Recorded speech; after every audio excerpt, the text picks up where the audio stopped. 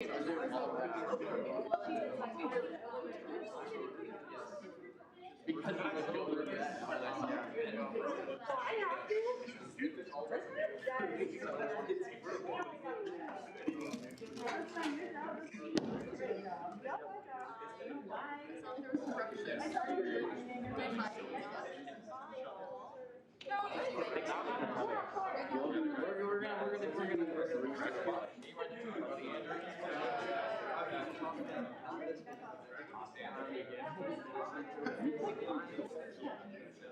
I'm gonna come right behind you real quick.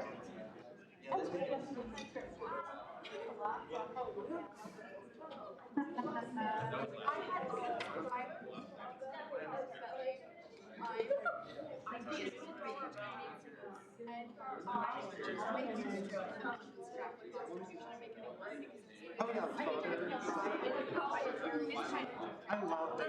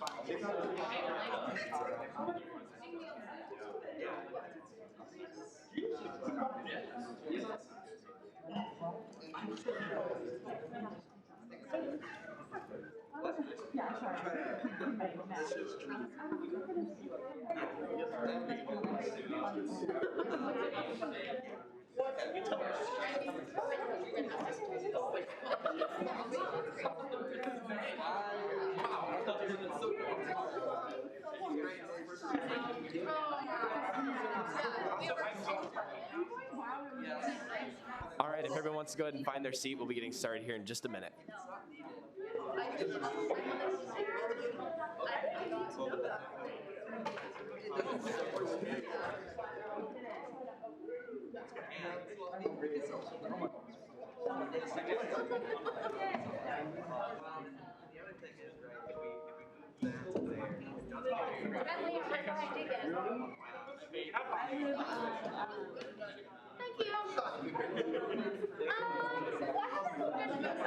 I didn't do a single thing. I sure did. It was not good. I also got written up yesterday. Because I'm really too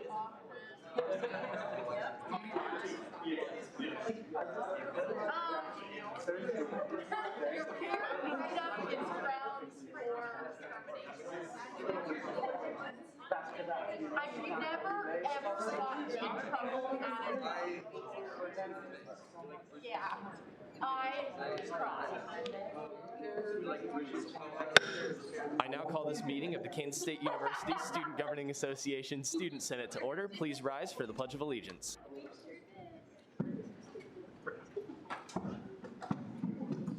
I pledge allegiance to the flag of the United States of America, and to the republic for which it stands, one nation, under God, indivisible, with liberty and justice for all.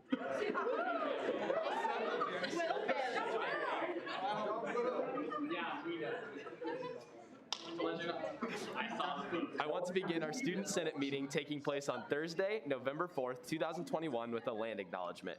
We recognize that Kansas State University, as the first land-grant institution, stands on the ancestral lands of the Kaw people. Our state of Kansas is home to 4 federally recognized Native nations: the Iowa, Kickapoo, Prairie Band Potawatomi, and Sac and Fox. We must remember that the land serving as the foundation for this institution was and still is stolen land acquired by white settlers. We pledge our commitment to creating decolonized spaces at the university while advocating for the support and future success of Indigenous faculty, staff, and students at K-State.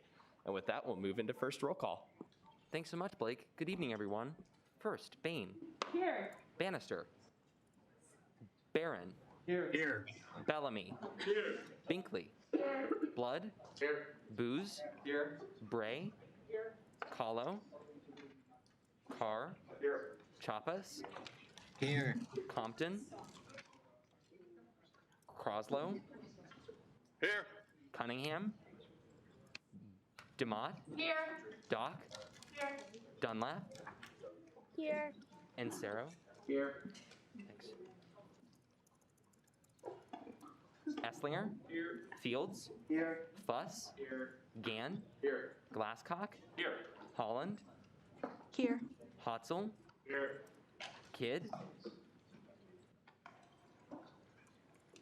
Kramer. Here. Lister. Long. Here. Lynn. Here. McPhee. Here. Meyer. Meyer. Here.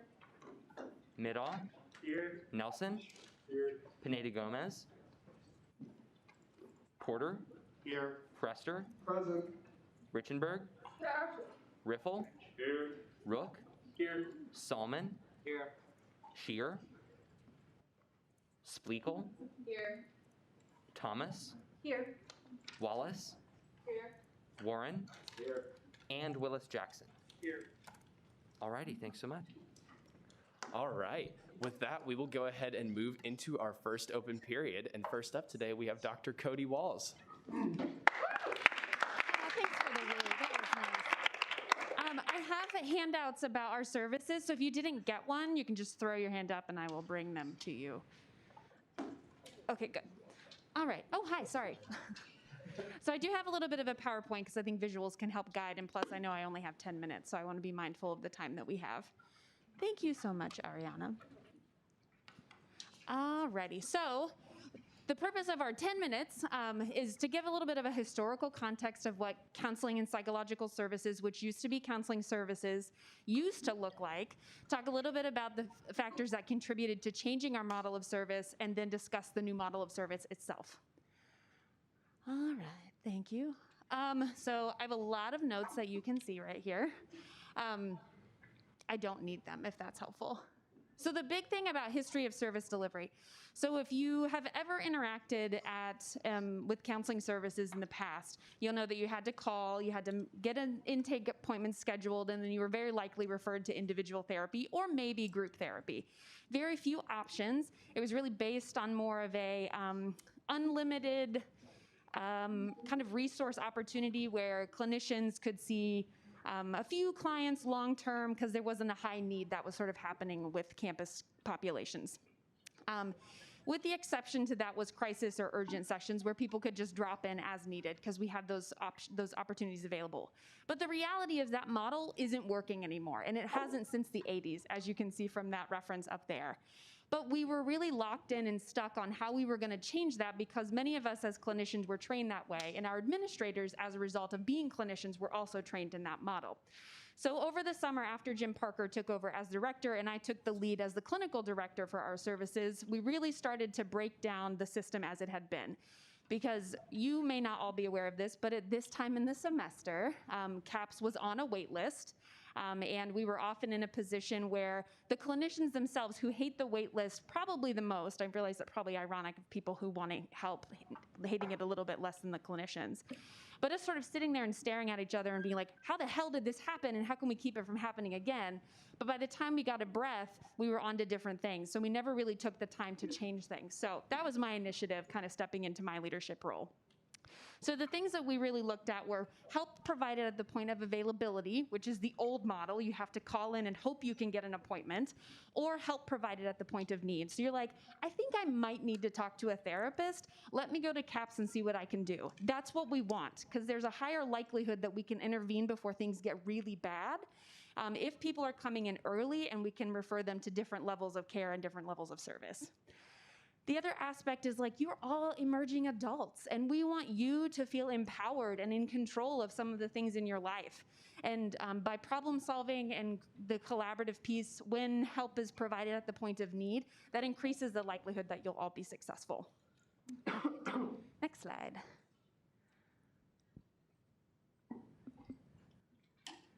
All right, so this is our model. And so this is gonna look, and the steps are a bit of a misleading thing. So it's not like When everybody comes into our center, they have to first try self-help resources, and then they could do referrals to the campus community. That's not community outside mental health services, but just like maybe actually what you needed was a student access center, or you needed to connect with the academic achievement center. That's what that means. Rather, this is like a menu of options. So everyone comes in for an initial 30-minute consultation. And we have from 8:30 to 3:30 first come, first serve sessions. So they do fill up by the end of the day. And we just have a conversation. What's going on? How long has it been happening? What have you tried? What's worked? What didn't work? What are some of your social supports? How are other health kind of benefits? Are you sleeping well? Are you taking your medication if you're supposed to? Are you eating enough? And are you moving your body in a way that's helpful? So we kind of check all those pieces, and from that information, we make our recommendations. So this is evidence-based processes, so we're not just saying, well, we're full, so you need to do a workshop. It is a decision that's made collaboratively, where we help each other understand why this is going to be the best referral option. And you can say no. That is always a choice. And you can always try out something and then decide that it's not a good fit, come back to us, and we can refer or check other options and choices. We will always have crisis urgent drop-in support. That is something that did not change with our new consult model. But students are not calling ahead for an appointment. So there is no wait more than like a day.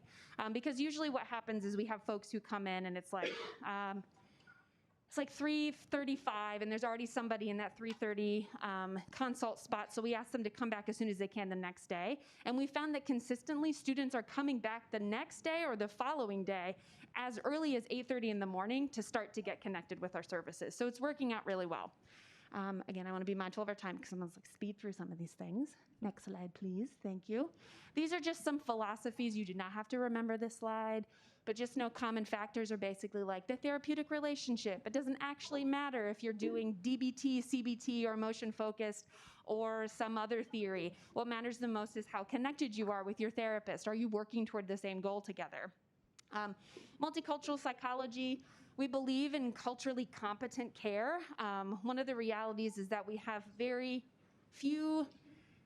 one racial minority on staff. We have other sexual and gender minorities. We have religious minorities, but we want to kind of hold all identities that come into our space.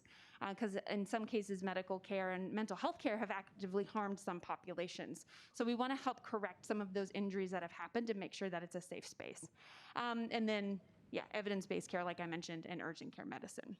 So this is what we have: same day or following day consultation access. And the following day piece is just that if the person couldn't get in that afternoon, or they couldn't stick around in the morning, then we will connect them. If someone tries to come in twice and cannot get an appointment, we will then schedule them for an appointment the next day, or as soon as they're available the next time. And again, so theoretically, that's possibly a 3-day wait versus what we had before, which could be a 3-week wait. So I feel really proud of that. Other things are crisis urgent drop-in services, workshops, group therapy, individual therapy, campus partner referrals, and then referral to community providers as needed. We are not the best place for long-term therapy. If somebody comes to us and they say, I think I need weekly therapy to work through my trauma, or I'm not willing to take my medication to manage my more chronic mental health disorders, we're not going to be the best place for that. We can still handle suicidality, we can handle severe depression, severe anxiety, social anxiety, PTSD, because we have a lot of these resources. But if somebody has really high need and would need more than once a week therapy, then we're probably going to start connecting them to the community really quickly. All right, thank you. This is just an example of the thing that everybody leaves with after their consultation session. So it's called a behavioral prescription plan. And this is how we evidence the collaboration that we've tried to have in the session.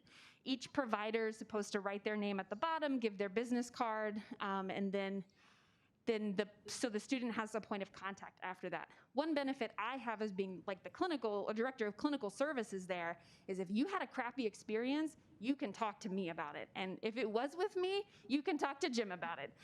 But my hope is that you can feel like we can have a conversation, and you and your constituents or the people that you care about that are here, they can also feel like they can come to me if they have concerns, because we want this to be better. We want our reputation to be good, and we want that to come through with the services that we deliver and the way we respond to difficult feedback, because not everybody's going to be happy. All right. Challenges, managing expectation and the reality that not everyone needs individual therapy. And it isn't like you have to come in and prove that you need individual therapy. More like come to us with an open mind. And if you're going to trust us enough to walk through the door, let's see how we can hold you in all of these different facets. I've had a lot of consults because I'm doing those myself also with students, and they're really developmentally normal stuff. Like, I've been in my first relationship for the last 4 months and I'm feeling really anxious. Well, that makes a lot of sense. And we have a wonderful workshop called the Anxiety Toolbox. So let's try that first. And if it doesn't get you where you need to go and it doesn't help, come back to us. It's never an end all be all. The other part, that if you've ever been in individual therapy and you've had a good therapist, you probably didn't feel really great after each session. And that a level of toll and commitment can be something really hard to buy into each time you have a session. And we recognize that. Again, why we want to have lots of options so that you can go at your own pace for your own mental health and well-being. And the last thing, like, you can't be unwell and not make changes. It's just not going to work. And that sometimes is really difficult for people to wrap their mind around, because maybe they feel really stuck and our job is to help them get unstuck. Yes, all right. This is just some numbers of what it looks like. So I pulled data. This model, by the way, was initiated on the first day of classes. So 2020 has an asterisk because it was COVID and stuff was weird. But if you kind of look at our numbers, so with this new model, the total number of appointments is significantly higher. The unique clients, which this is the number of individual clients. So all of you are a unique client. And we have served this year at this point 659 students, which if you look at the other numbers is also pretty significant. We're running workshops. These are the number of clients that have been referred to those, and many of them have attended. And then we've also seen a rise in our urgent crisis sessions that we've been meeting with students for. So that's just some updates about things. I think the last slide is my references. I don't know how I did time. Was it like 12 minutes? I think it was fine. I didn't. Okay. You're 30 seconds under 10, so you're fine. Oh, yay. Awesome. That's great. Go me. Awesome. Thank you very much for your presentation, Yeah, Dr. you're Walls. welcome. Are there any questions? Yeah, round of applause. Are there any questions out there? Chair Richenberg. There might be a follow-up, so just bear with me. So can the only way you can schedule an appointment is through, like, you have to go into the office, like ourselves, to go and schedule an appointment? Currently, yes. We are exploring other options, but right now, since this is the first rollout, we needed to make sure that this kink can be worked out before we create a portal option for students to sign up like you would with Lafine. Okay. So yeah, the question was, do you have to come into the office to have an appointment? Yes. Next question. Gotcha. Do you have a follow-up? Oh, sorry. Granted. So how are you guys preparing, or may I say, I don't know, being more accessible? Just because, you know, sometimes people get in those stumps where, like, just getting out of bed is really hard. And so my concern is maybe some people aren't going to want to get out of bed to go into the office. How are you guys, like, preparing for maybe some cases like that? Yeah, so the question is, they can't, because they can't hear it on Zoom, can they? Oh, okay, that's great. Thank you. So how are we preparing for that? If a student does call, we have a conversation with them about their ability to get into the office. And if there is some extraneous circumstance, like they're a fully enrolled student and they just happen to be in online classes, or they're just in one credit or something, so they actually could do telehealth, we have a conversation about doing a telehealth consultation with them. But those are not happening as often as we had feared it would. Now, it being a really, I don't know about you all, but this week has been quite a crush. And so we expect that could change in the next couple of weeks. But we're definitely trying to be flexible as much as possible, while also honoring the fact that these consult sessions are first come, first serve. And what we don't want to get into is, like, every hour is scheduled and then that person comes in at 8:30 in the morning and there's nothing available that day. Does that make sense? Yes. Yeah, great question though. All right. Are there any further questions? Senator Booz. Yeah, I noticed on the slide you had a bunch of people in workshops, and I was wondering if those people were included in the 600-ish number of people you've seen. Yes, that's included in there. And not everybody who was referred to a workshop was only in a workshop. We are, because of it's like a menu of care and a menu of service, a lot of the folks that we were working with before the model was implemented, we were like, hey, you know, you're talking about wanting skills to manage your depression, try this workshop, and then we'll come back together for individual therapy and see how much more movement we can make happen. Because the other piece I didn't address is that we're also, we have session limits per semester. So it's 8 per semester, 24 in a whole year, and they're all free. All of our services are free now. We used to have that leveled model, but we don't anymore. So did that answer your question? Yeah. Great. Thanks. Senator Insero. Hi, yeah. Hi. First of all, thank you for all your work and thank you for coming in. And Yeah, of speaking to course. us. I've been around for quite a while, and so what used to be student counseling services, I know had a really bad reputation. Oh boy, how?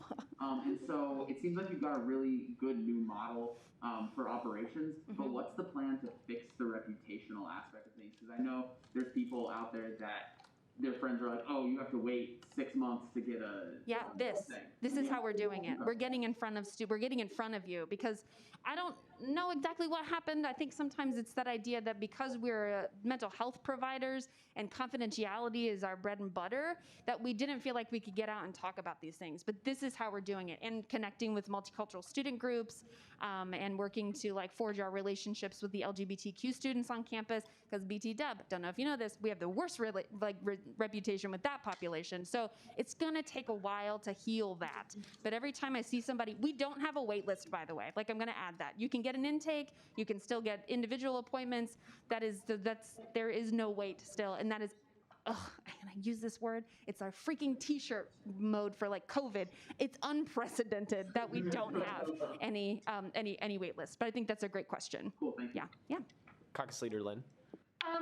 So in conversations with a lot of like diverse groups and multicultural students and stuff, they said that one of like the really big frustrations that I've heard is that it was difficult to like see a counselor or somebody that had similar experiences or like shared experiences or real knowledge about those issues that they were going through at the time. Yeah.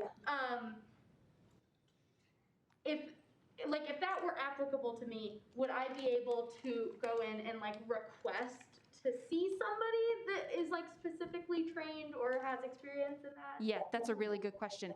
And so I want to be a little bit more direct too, because what I'm assuming you're talking about is identities, not issues. Yeah. So, because I mean, like, if we had to experience everything that our clients come in with, we probably would not be functioning. Yes. But that's where we go back to, okay, first your question, can they request people?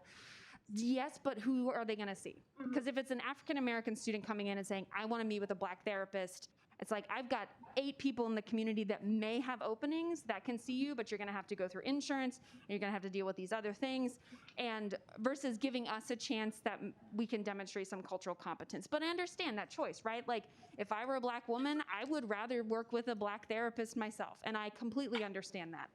We do have LGBTQ competent people, like I am trans competent, LGBT or LGB competent. I identify as part of that community, and so that is, and because of that, we're creating avenues then within the health center to create some trans competent healthcare, which includes creating access for hormones, doing WPATH guidelines, and those sort of things.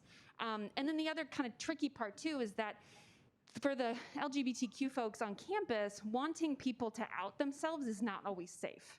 And I want to honor that because I know, again, how valuable it is to be seen and to see someone who is like you, but it can also, there's not everybody's accepting, right? So it's really tricky, but I think that's a really good question. And we're going to work on that. So that, again, is going to take time. It's going to take money, and it's going to take having access to people who have been able to get through their degree programs to become professionals to want to work here for the money we pay. Because full disclosure, I could probably make 3 times as much money doing anything else. So, but I love this work. Follow up. Granted.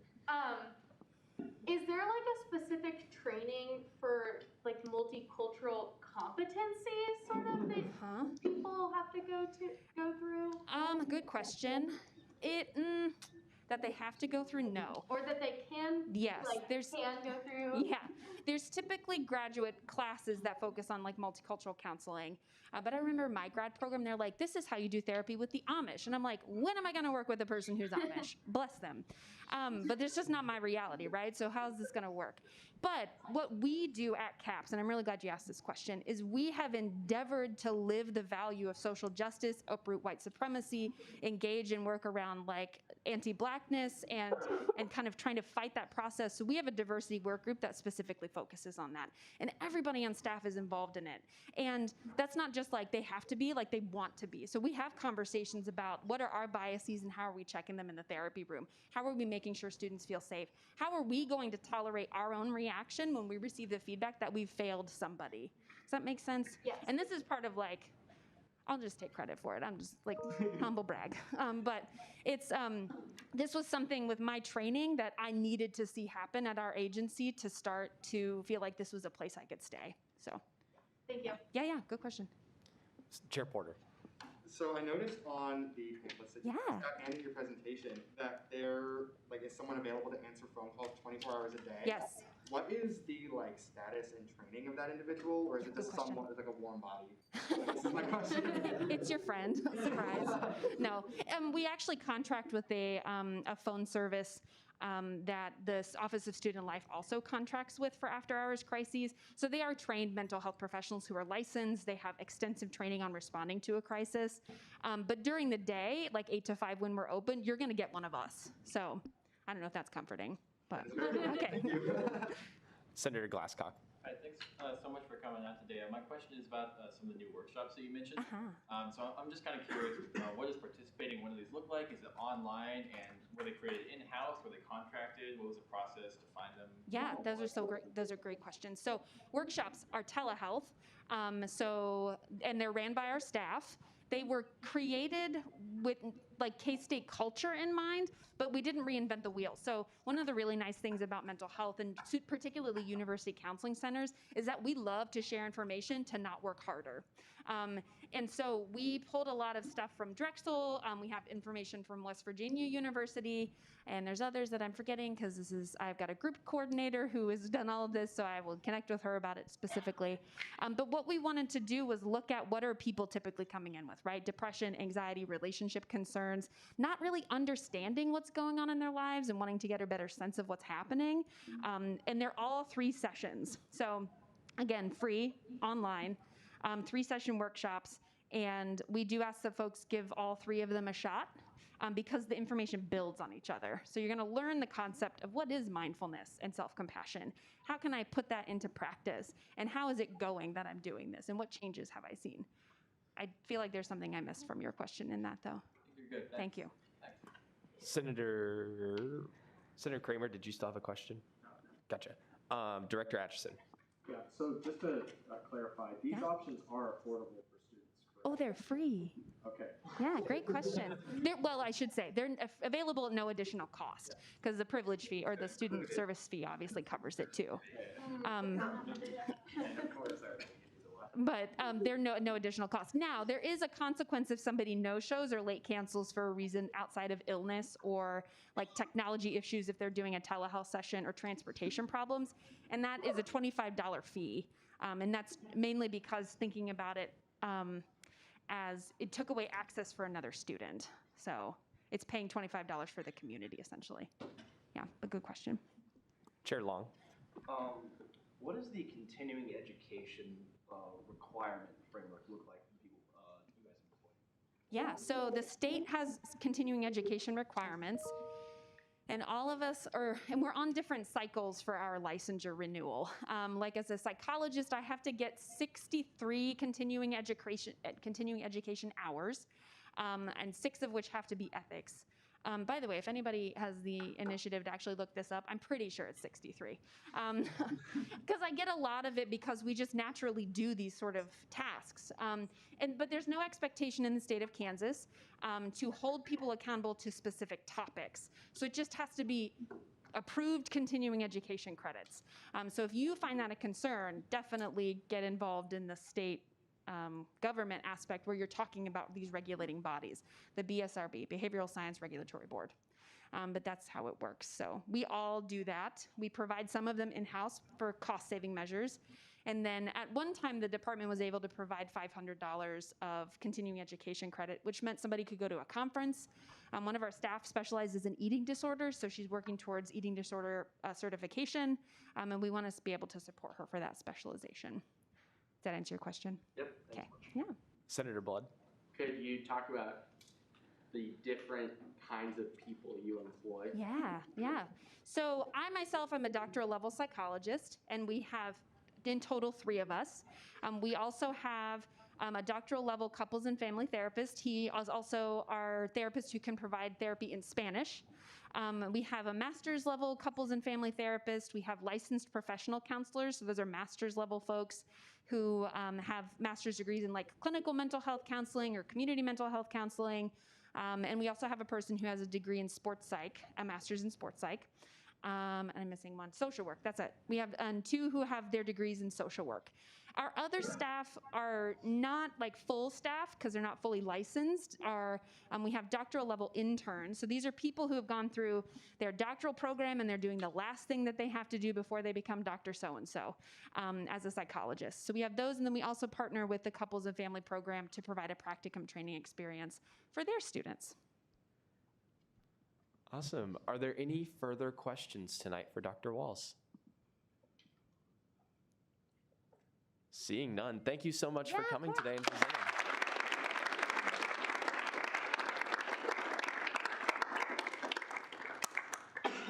All right, are there any further speakers tonight for first open period? Bless you. Appreciate it. Seeing none, we will now move on to approval of the minutes for the night. The minutes were distributed on Tuesday as well as the very first copy of the agenda and legislation tracking information. Is there a motion to approve, or are there any questions or corrections for the minutes? Seeing none, I will now seek a motion to approve the minutes. Caucus Leader Lynn. I move to approve the minutes. Second. It has been moved and seconded to approve the minutes. Are there any objections? Seeing none, the minutes will now stand approved. With that, we'll go ahead and move on to announcements for the night. So first, we have our COVID-19 information at the top. Our student vaccination rates are still staying pretty stagnant, so please encourage your friends to get vaccinated if they're able and haven't already. Next, the applications to be on the elections committee is now open. If you're going to apply for this, you will not be able to run for a position next year and will not be able to either publicly support a campaign or financially contribute to any campaign. So if you're interested, please reach out to Elections Commissioner Cruson and sign up at the form included in the agenda. Next, the lapel pin order that I talked about last week has been placed. If you're interested in purchasing a lapel pin, please fill out the following form and they'll be given out upon receiving payment there. I'm expecting to get those in hopefully, fingers crossed, 10 days. So after that, we'll get those passed out. Next, our allocations chairs are holding a funding workshop this Friday. So if you know any interested student organizations that would like to request some funding, please send them that way. Additionally, applications for our next Attorney General are now open. Please contact Attorney General Annalee Hobbs if you're interested, and you can apply at that link. Next, on October 29th, there was an interpersonal violence survey that was sent out to all students. Please consider taking this survey to help give your perceptions of K-State and its policies and procedures regarding interpersonal violence. I know that when I received this email, I actually thought it was a scam at first just because of how it looked, but it is not. Please do not fear, that link is safe, so please consider taking that. Next, on Friday of next week, we will be hosting a project night in CSI. So if you're looking to work on any projects with anyone else, or if you'd like to help me out with one of my big projects, please feel free to come. Definitely not required, but we figured that we would open it up to everyone.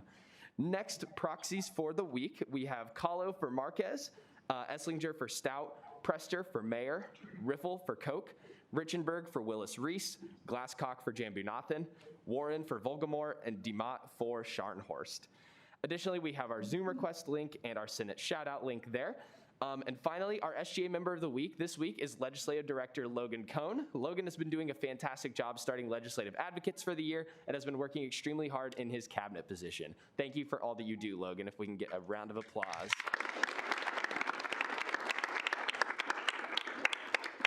Wow, you all are filling that lapel pin form. Oh, wow. Chair Long. Slight addition to the announcement funding conference, there is a Zoom option, which is not on there. Can we send that out with the stuff after send today? Yes, for sure. There will be a Zoom option on that funding workshop as well. Just a couple things to note on our events. On Monday, New Org Central will be released, so please be on the lookout for that. And then Friday is that project night like I talked about. Finally, our quote of the week this week: change will not come if we wait for some other person or some other time. We are the ones we've been waiting for. We are the change that we seek. And that's by President Barack Obama. Senator Booz. Yeah, I actually had a question about that's kind of related to the lapel pins. Okay. I was wondering, like, I know that supply chains are very weird, but I was wondering about K-State shirts and all that. About the SGA shirts? Yeah. Ariana, I'll throw that over to you. Hello, everyone. So, I apologize for the delay. I thought they would be here a lot sooner than they were, but I think you might have been there since you mentioned supply chain weirdness. There was. Yeah, I heard about it. Yeah. There was an issue with the factory where they may not have that color in stock anymore. So I'm trying to find out if I can at least get it in one of the options. And if not, then of course I'll refund money. But we're also going to be looking at different color options. So I might send out a survey about that in the announcements next week about color options. Moving on. Thanks. Director Atchison. I don't know if this is happening to anybody else, but it says that your URL on the lapel pin doesn't exist. Select on that issue. Okay. So the solution to that is to click on the bottom part of the link there. Click on the top part, it will not work. If you click on the bottom part, it will. Does that work for you? I am very sorry about that. If anyone else's link isn't working, hit me up and I will definitely send it to you after Senate. Senator Blood. How is the New Org Central being released and communicated to students? Yeah, so I know that there's been communications going out to all registered student organizations through the Center for Student Involvement. There's been postage. I've seen it in the K-State Today. Kelly, am I missing anything there? It's been in K-State Today every week since beginning of October. And then there will be a K-State Today that comes out on Monday with a short video that I think Blake may show later. And then there will be a training next Thursday. Yep. All right. Any other questions about the announcements? This is different.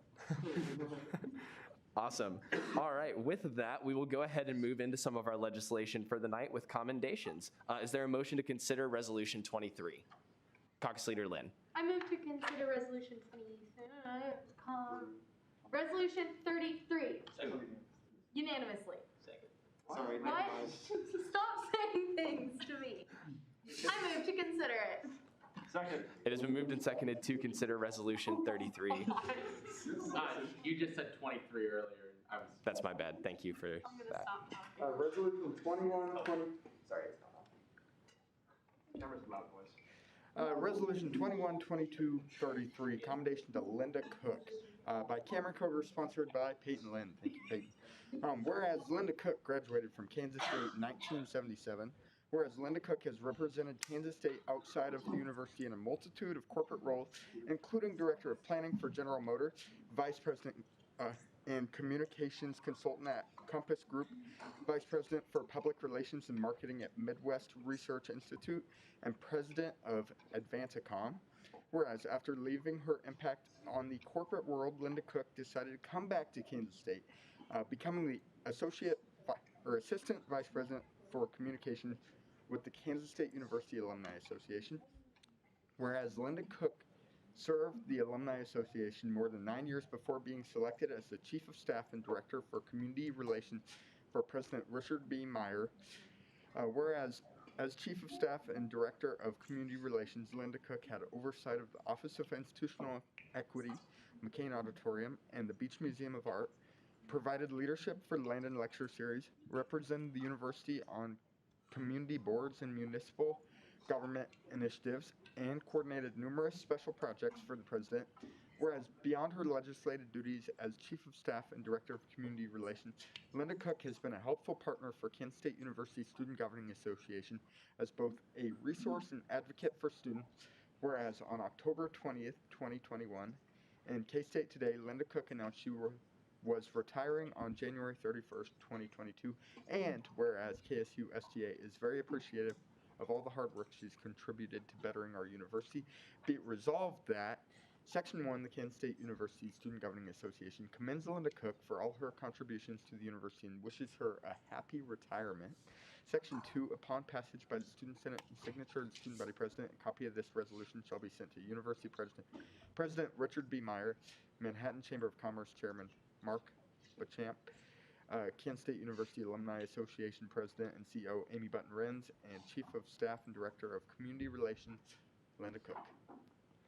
Are there any questions or corrections for the author? Senator Booz. Yeah, Cameron, you can be a sponsor as well if you would like, if you want to be a sponsor.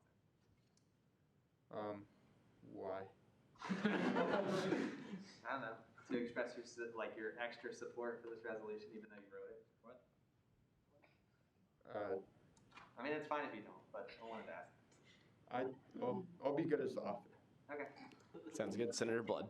Can we add a comma after Ren's on line 45? Thanks, Brian. Got that down. Chair Porter. On line 31, can we change was retiring to will be retiring? Gotcha. Thank you. That was tense, Evan. That was tense. Are there any further questions or corrections for Resolution 33? Seeing none, I will now seek a motion on Resolution 33. No. Chair Long. I move to pass resolution 33 unanimously. Second. It has been moved and seconded to approve Resolution 33 unanimously. Are there any objections? Seeing none, Resolution 33 will now stand approved.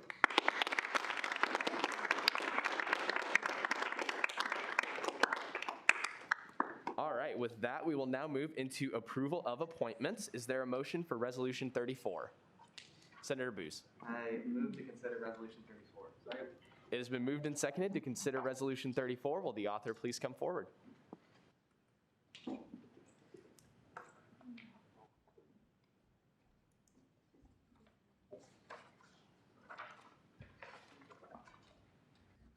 Hello, everyone. This is Resolution 21-2234, approval of new student senators, authors Evan Porter, sponsors the Senate Operations Committee.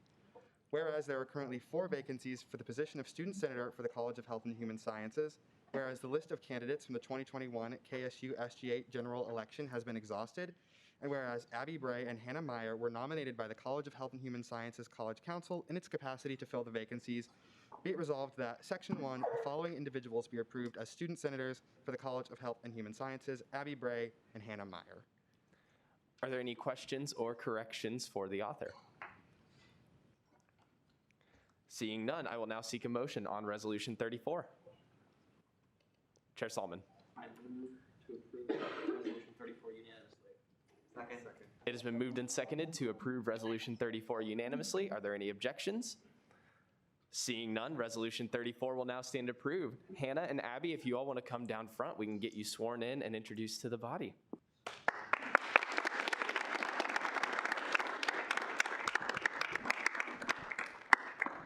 There we go. All right, let's go out in front. Why not? All right. If you all will raise your right hand and say, "I will" at the end. I do solemnly swear that I will faithfully execute the office of student senator and will, to the best of my ability, preserve, protect, and defend the Constitution of the Kansas State University Student Governing Association. Awesome. If you all want to introduce yourselves, your name, major, hometown, and favorite smell. My name's Abby Bry. I'm from Holton, Kansas. I'm majoring in communication sciences and disorders, and I like the smell lavender. Hi, my name is Hannah Meyer, and I'm from Seneca, Kansas, and my major is also communication sciences and disorders, and my favorite smell is of flowers. Awesome. Thank you all very much. You can head back to your seat.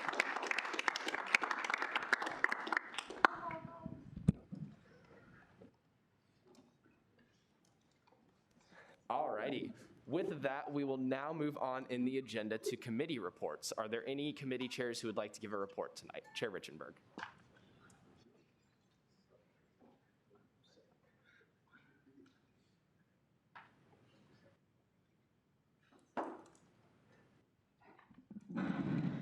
Actually, mine's gonna be quick. I just want to RJ, stop. I just wanted to give a quick overview about how our vaccine handouts went this Monday. I think it went really well.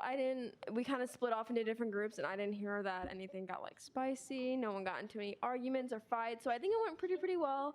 But yeah, I do have extra flyers. So if you know any organizations that you can pass them among, you want to pass them around like your apartment, or you know somebody in the residence halls that could pass them out on their floor or something like that, please let me know, because I have about 50 extra flyers, I think, something around there. So yeah, just let me know.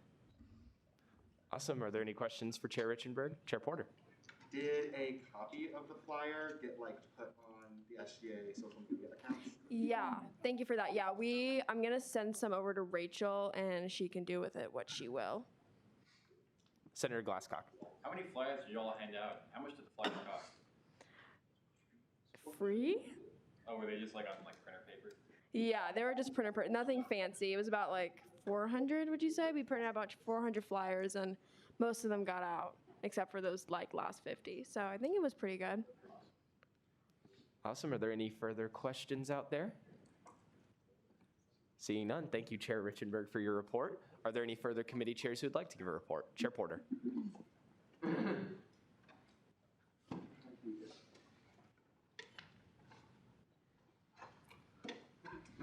Hello, everyone. Abby and Hannah. I am Evan Porter. I am the chair of the Senate Operations Committee, but I think everyone else in the room knew that, so. Just a quick update. Obviously, we are working pretty hard on filling vacancies. I met with one of the assistant deans for the College of Health and Human Sciences this week to talk about what we can do for HHS senators, since that's currently where our largest vacancy exists. I've got emails out to a lot of individuals to see if they're interested. This is like a random constitutional, well, maybe it's bylaws, but there will maybe be a time very soon in the future, and by that I mean 2 weeks, where some of the college caucuses within Senate will have to make some decisions about appointing students. Because of the way that our bylaws are written, is it the bylaws, Andrew? Yes. Because of the way the bylaws are written, college councils technically only have 2 weeks to produce a name. So if it gets past those 2 weeks, it defaults to the college caucus. So I'm specifically talking to you, engineering, and the grad caucus. So if you want to brainstorm some names over the next 2 weeks, I will be coming to you pretty soon to produce a name. So just wanted to give you guys a heads up on that. Other than that, I'm really excited to hit the ground running and continue working on ops things. So thank you, everybody. Awesome. Are there any questions for Chair Porter? Seeing none, thank you for your report, Evan. Are there any further committee chairs tonight who would like to give a report? Are there any directors tonight who would like to give a report? Intern Coordinator Grills.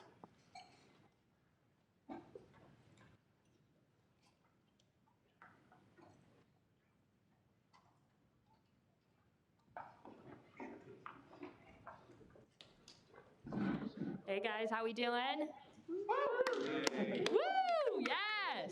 Great. Nothing that important this week, but we are going to have the one and only Thomas Lane. Dr. Lane will be at the intern program 5:45 p.m. in the Big 12 room upstairs next Thursday to tell us about his journey in student government, how it took him where he is today, what student government looked like that long ago. Really cool opportunity. We want to invite you guys to join us. If you're interested, and just put that on the table, feel free to shoot me a text, shoot me a message, Snapchat. I will be there. Awesome. Are there any questions for Intern Coordinator Grills? Seeing none, thank you very much, Ashley. Thank you, guys. Are there any further directors tonight who'd like to give a report? Director Heimerman.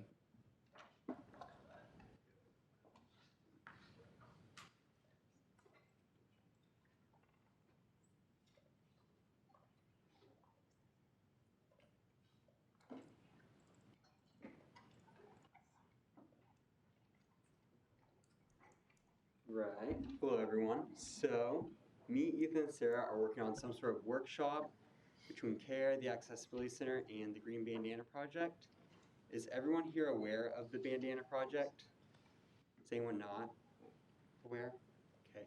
So I'll go ahead and explain it. So basically, it's a program through the Thrive Navigators at Lafine. And basically what it is, it's a whole training program where you're given resources, talking, different ways, skills for talking, and be able to identify different symptoms of suicidal ideation or suicidal awareness facts. And what it is, you basically go through the program. It's a 45-minute workshop, and you're given a green bandana with some resource cards to hand out to. And there's been a lot of success stories with the program. So my goal is to have everybody in SGA green bandana certified. Is anyone here already green bandana certified? Maggie is. Got a few over there. So that's in the works. We're aiming for December 2nd. We might, because it will be a very long workshop, so we might divide it between the 2 Thursdays, the 2nd and the 9th. So that's in the works. Ashley and I met with Cody Walls, I believe it was like a week and a half ago. And one of the biggest conversations out of that was how the students that Lafine and CAP sees the least are the students that are underrepresented at K-State within the healthcare industry and world. So different conversations are happening around that. Different discussions about focus groups, town halls, maybe some sort of committee. And this past week, the interns, about 5 or so interns reached out to me to continue the conversation. So I'm looking forward to having that conversation with them. So if anyone else wants to join that conversation or is interested in that, just reach out to me. Then another update, has anyone here heard of Cats Connect? Is Cats Connect familiar? Yep, got a few. I talked about it in cabinet a few times. So Cats Connect, it was a program started last year, and they got amazing feedback on it. And what it is that it is a program that is designed to help students that are feeling socially isolated or lonely in the K-State community. And it basically is a very structured workshop where it gets these students together, gets them in small groups. They have a chance to go out to eat in the Manhattan community, do different activities, like they go to Uncorked and things like that. And they are expecting last year to see like mostly freshman students in that population, but the population that they ended up seeing the most was the graduate student population, and they got tremendous feedback from that. And there's they had to, because of all the changes that's going on with Lafine and the Morrison Wellbeing Center, they are going to pick it back up in the spring. So if you know of anyone that could be in need of that program or could be struggling a little bit right now due to COVID or any other personal life problems, that could be a good resource to look out for and direct them to. And I think with that, I stand for questions. Are there any questions for Director Heimerman? Senator Bain. I am wondering how to get more information about Cats Connect. I just did like a quick Google search and I don't really understand where the information is. So the last article written about it, 2000, I think it was like 2000, like right when, probably 2020. It was written by Megan Catt, who is like the orchestrator of the program. But Megan Catt, part of the problem as to why it's not happening this semester is because Megan Catt left K-State during the summer. So they're trying to figure out who is going to fill that position, who's going to start that program up again and get it up and running, because there's a lot of changes happening within the promotional well-being center at Lafine. So it's kind of on pause right now? Yes, it's a little on pause, but they're working on getting the information out. And as soon as they have more information, I'll send it out to everyone, make an announcement. Sounds great. Thanks, Colin. Yeah, thank you. Are there any further questions for Director Heimerman? Intern Coordinator Grills. Point of information, honestly, just adding on, there are definitely, like, with the new counseling system and everything, and all of our conversations with Cody Walls and Jim Parker, we want to voice everyone's concerns about a new system because it's not going to be perfect. So if you've had personal experiences or you see a lot of areas for improvement, that's definitely something that's part of the conversation as well. So please reach out to Colin or I, and we want to make sure that we're helping fix problems that are happening and voicing student concerns. Mm-hmm. Thank you for that. Are there any further questions out there? Seeing none, thank you for your report, Colin. Thank you. Are there any further directors who would like to give a report tonight? President Dowd.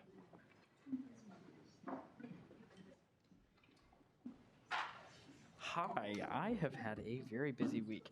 And so has the rest of the team too. So I'm going to keep this as brief as possible. If you have any questions, please follow up with me.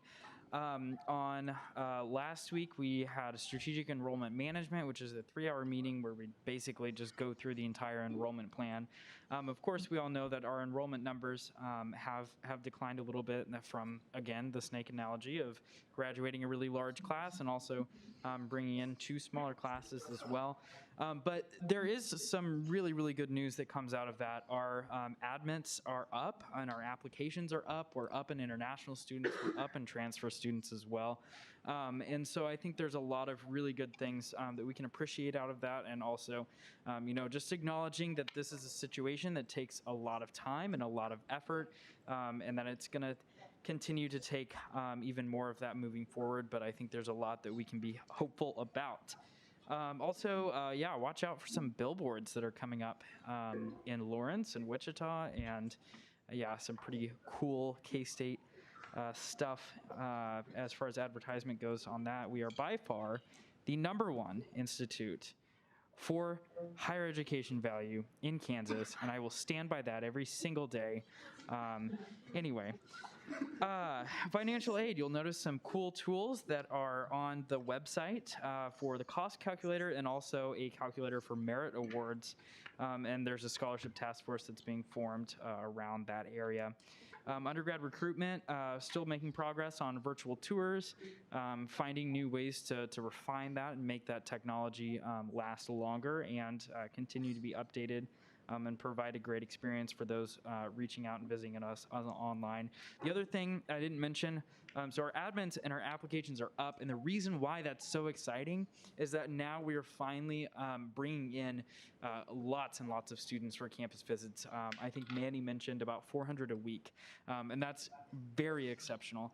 And we all know that feeling that we all got, at least I'm assuming most of us got when we stepped foot on this campus, and that's a feeling of being home.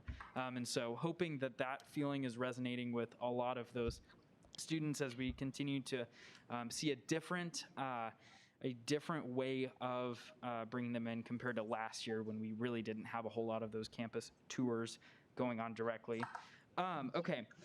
So, any other questions on strategic enrollment management, let me know. ILC, we met with Provost Tabor. We had great conversations, very robust conversations around academia and COVID and just the situations that have happened regarding inclusivity in those areas. Also, reporting issues with faculty and students. If you have an issue regarding discrimination, regarding harassment, regarding really anything that has made you uncomfortable, be it from a faculty member, an admin, or from a fellow student, please, please, please, please, please go to Dr. Kamathi Choma. He is our student ombudsman person. His entire, the role itself was created so that students would have someone who's a direct line between admin and students and resources that he can help connect students with to deal with different problems with individuals on campus. So please, as student leaders, continue to push that forward and encourage your peers to use the student ombudsman person and OIE. Need to also highlight that. Steph Lott is amazing, and she'll get you taken care of in the Office of Institutional Equity. Also, okay, KBOR Fiscal Affairs, I'm not going to go over this. Okay, if you have any questions about KBOR Fiscal Affairs, please reach out to me. I would be happy to give you as much information as possible. Long story short, the band is basically doing a renovation project in Memorial Stadium. There's also a project going on in Vet Med, and we're acquiring about 80 acres of land by Colbert Hills. If you want to know what other institutions are doing, feel free to reach out. I promise you it's not going to be as exciting, but the curiosity kills the cat, so go Cats. TFSC, we met and had our arts and sciences presentation. That went great. Very excited to go over the total fee proposal and have questions and a vote on that coming soon. Also, we are in the middle of the fee proposal process. I think I misspoke earlier. I said fee proposal. That was fee review. We're in the fee proposal process moving into the next semester. So I'm not going to detail a whole lot about that, but I will guarantee that some colleges will be very engaged in this process. So be ready and prepared to serve and to lead on that, because we're going to need all hands on deck in some areas. Okay. Like Blake had mentioned in the announcements, be sure to fill out the sexual violence survey. I don't remember the exact title of that. Please, please, please fill it out. It takes forever, but it is so worthy and worthwhile, and gives us a lot of really good information. And I know Sarah would really appreciate if everyone could fill that out. On top of that, Parking Services Review Board is looking for another SGA representative. So if you love parking services, please let me know, and I would be happy to suggest you for that board. I'm serious. I need someone who loves parking services. Wink, wink. Anyway, search committee for the new university president. I can't say a whole lot, but I can say that I have my total number of hours spent on this specific group has increased to 33. So 33 hours in the last 2 weeks, but hey, we are plugging right along, and we have a lot more time to spend on that. And I guess really just for reassurance, very, very excited and very hopeful to announce our next university president. I think we've got some really incredible applicants and great stories that will make us all proud in the long run. Also, Sunflower Showdown. SGA leadership essentially was invited to go and hang out and get to meet some really cool people, including the governor and other stakeholders. So excited for that, and hopefully we can rock the Jayhawks. I didn't say that. Other stuff coming up, Faculty Senate leadership. We're going to meet with them on Monday, and I have an alumni board meeting, so y'all might not see me next week. So, yeah, any questions? Senator Booz. Yeah, I mean, you mentioned that our applications are up and that sort of thing. And I know that the strategic enrollment management plan had a large focus on out-of-state students. And so is that mostly in-state students or out-of-state students that are increasing their enrollment, or is that a mix? I can't give you a specific number on that, mostly because I didn't memorize it, but I can look back through the PowerPoint, and I also don't believe they broke it out on that specifically, which is interesting, but I can check and shoot you an email, Andrew. Okay, yeah, I'd be interested. And just like rough percentages would be fine. Yeah. Are there any further questions for President Dowd tonight? Seeing none, thank you very much, Michael. Unless there are any further directors who have a report, I know I have a report, and then there's one more after me. Cool. There's a box in the way. Okay. Ariana, if you want to pull up the link I sent you. Really quick while Ariana's doing that, something that I don't want to take too much time on. If you have been contacted by the Campus Leadership Project or the Campus Victory Project, let me know. I'd love to have a conversation with you about that. So, not going to get into the details, but if you have, hit me up. Anyway, so new Org Central, everyone. On Monday, that is going to be launching, and we wanted to give you a little 1 minute and 50-second sneak peek on what that's going to look like. We're going to be transitioning to that over the next month, so I will let you all know when a lot of our legislative processes and such are going to be switching over to that new one. We're going to wait and not do it next week, but potentially the week after or week after that, as long as we can get everything properly built out and everything. So, Ari, if you want to go ahead and play the video. Welcome to the new Org Central. This new technology will quickly become the place where you can explore, connect, and engage while here at Kansas State. Org Central is a great place for you to explore all there is to do on campus. You can easily browse over 400 registered student organizations by looking at the full list under the Groups tab, or narrowing them down by the category that catches your eye. Org Central is also the perfect place to connect with your peers across campus. Easily view other K-State students or connect with those you already know using the directory. You can even browse users to find those who have shared interests similar to your own. Want to chat with someone? That's easy to do here as well. Just click chat and you can instantly message your new connections right from Org Central. Want to keep up with all of your chats? No worries. They are all kept right here for you under the Chats tab. Finally, Org Central helps you engage. Looking for something to do? Check out the Events tab to view upcoming programs and activities. Use the filters at the top to narrow your search into something even more specific. When you find something you're interested in, just click the register button to learn more and RSVP to attend. And it's just that easy. Thanks to the new Org Central technology, you'll quickly and easily be able to explore, connect, and engage at K-State. What are you waiting for? Log in today and get started. All we are waiting for is Monday to come, folks. So that's just a little sneak peek. Once it's actually launched and we are going to start the transition process as SGA, I will go through and show you all how documents works, how forms works, and all of the good things that we spend a lot of time with. But that's just a little nice sneak peek. It is awesome. I can tell you from working with it and kind of being able to start setting up our organization, so much better than what we have now. And so I am very, very excited to get transitioned starting Monday. But I'd be happy to answer any questions if anyone has any. Senator Booz.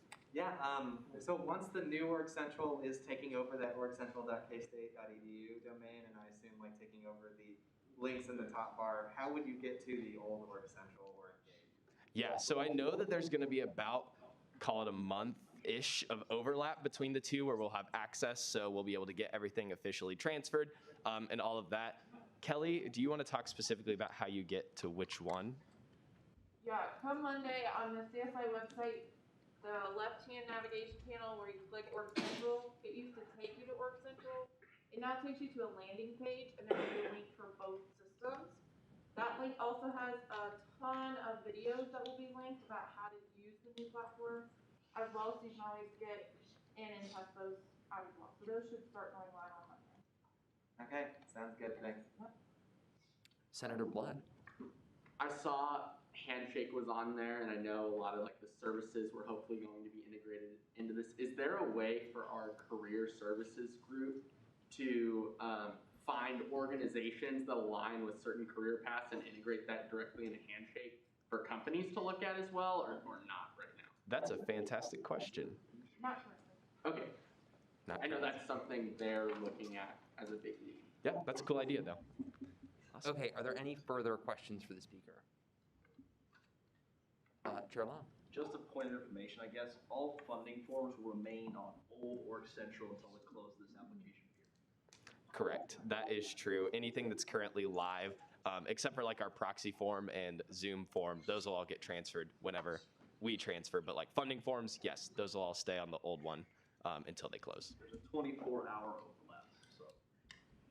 Awesome. Alrighty, thanks for that, Jacob. Any more questions? Fantastic. All right, and then Caucus Leader Lynn and Speaker Pro Tem Saya, you all have the next report.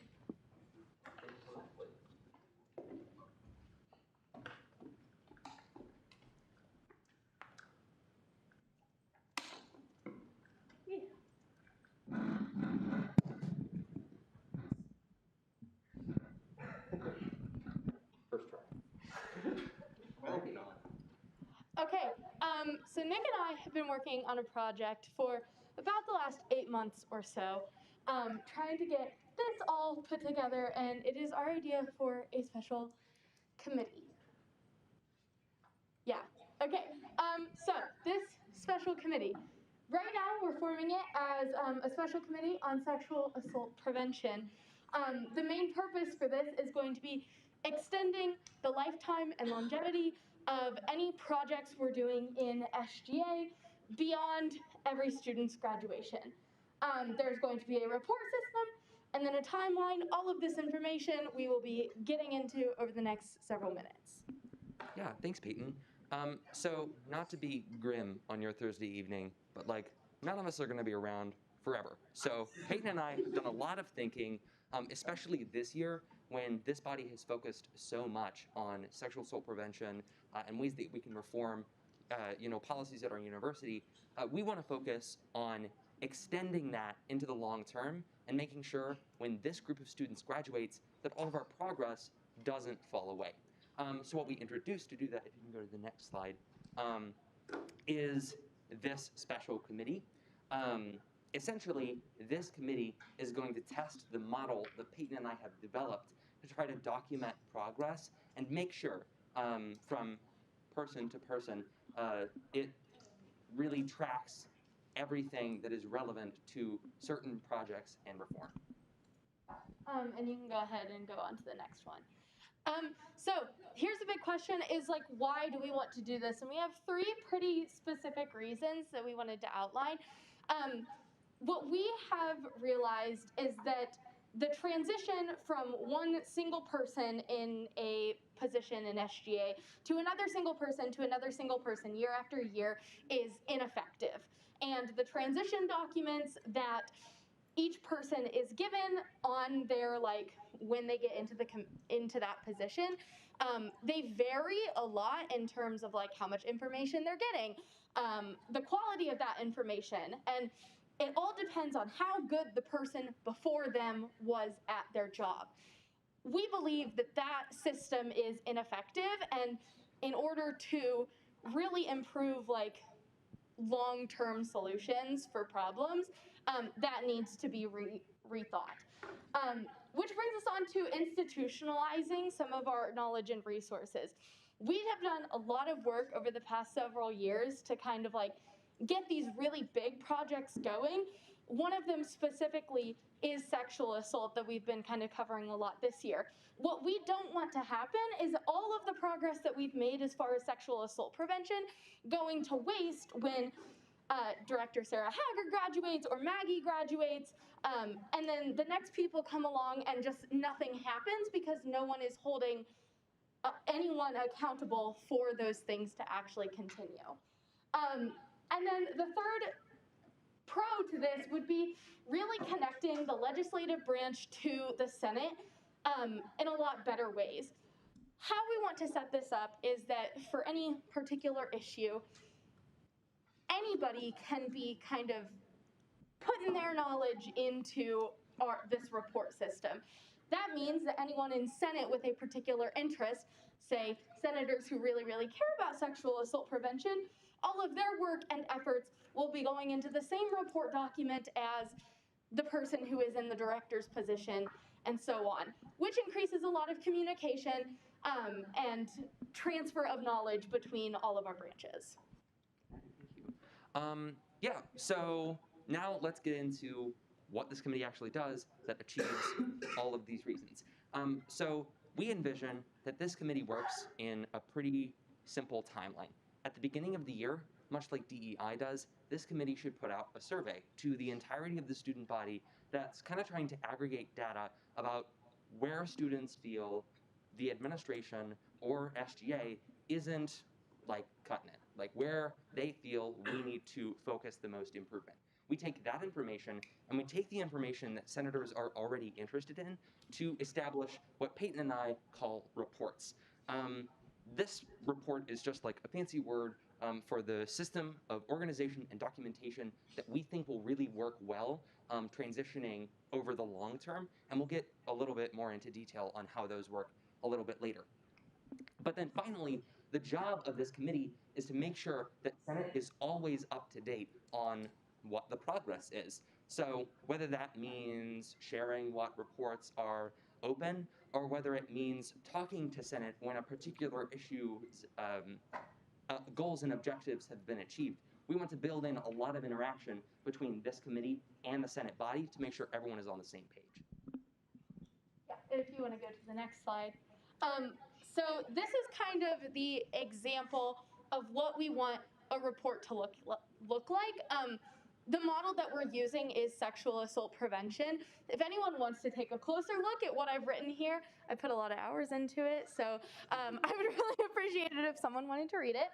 But this is kind of what we would want the report to look like. It would include a summary of whatever the issue is, a list of actionable items that are going to be achieved any relevant legislation that is written, additional resources, and then contact people mainly who has been working on those projects over however many years. The action items is what we really want to make like a core focus. What we do not want to happen is say, significantly reduce the number of sexual assaults happening on campus every year, because that is not a box that can be checked off. We want there to be a list of very, very specific, actionable things that we can achieve, because in the end, that is going to produce a lot more results than very vague kind of, and sexual assault, because that simply is not going to happen. Yeah. And then, okay, so yeah, this shows like our file workflow organizational system. So like we have one big folder for the committee that has everything in it. In that, it has two separate folders. One that has all the reports that have open checklists or incompleted checklists that the committee is still working on or other members in SGA are still working on. And then it has another file of just old reports from the past where every single checkbox has been completed, Senate has marked through their approval, and they just exist as a historical record of what SGA has worked upon. But once we get into the open reports folder, then we see different areas of focus. And that's where we get into the distinction between what Peyton and I see in the short term and what we see in the long term. In the short term, this committee is going to focus only on sexual assault prevention. A lot of this is so that we can test the report model in a very limited space. But if we think this documents information really well and allows us to better progress reform efforts, then that means we can extend it to other areas that students care about, whether that's student wages on campus or whether that's environmental issues on campus. Any number of things that we've expressed concern about can definitely be applied to this model, and that's what Peyton and I want to see in the long term. But you would see an example folder like that says Sexual Assault Prevention Report. In there, we have the document that Peyton showed you pictures of before. We also have a folder for any pieces of legislation that are passed and relevant, and we have another folder for additional resources material. In this particular case, that would include the form that Sarah and I worked on a few weeks ago about the reform efforts that we were introducing, or information from the university like messages and responses from President Myers and Dr. Lane. Anything miscellaneous that can be really helpful. Okay, so as far as the timeline and kind of long-term plans go, if you just want to go on to the next slide, we're going to be introducing legislation next week to create the special committee. That special committee ideally would start at the beginning of next semester. So introduction of the special committee legislation, November 11th, November 18th, that legislation would be in final action. And then we're gonna spend the next few weeks up until the beginning of the spring semester, getting everything together, getting everything ready, collecting people to be on the special committee. And then throughout the spring semester, that's when that special committee ideally would be meeting, and then figuring out whether or not this model of reports and documentation really works. Our long-term plans would be for this to turn into a standing committee. However, the caveat to that would be is if we go through the spring semester with a special committee and it falls apart and absolutely does not work, those future plans may adjust or change. What we really want to do with the special committee is make sure that, you know, this is something that is worthwhile, and we are more than willing to take any feedback and suggestions that we gather throughout the rest of the spring semester before making this a standing committee to make sure that this model works best it can. Yeah, I would just say, like, Peyton and I are absolutely on the same page.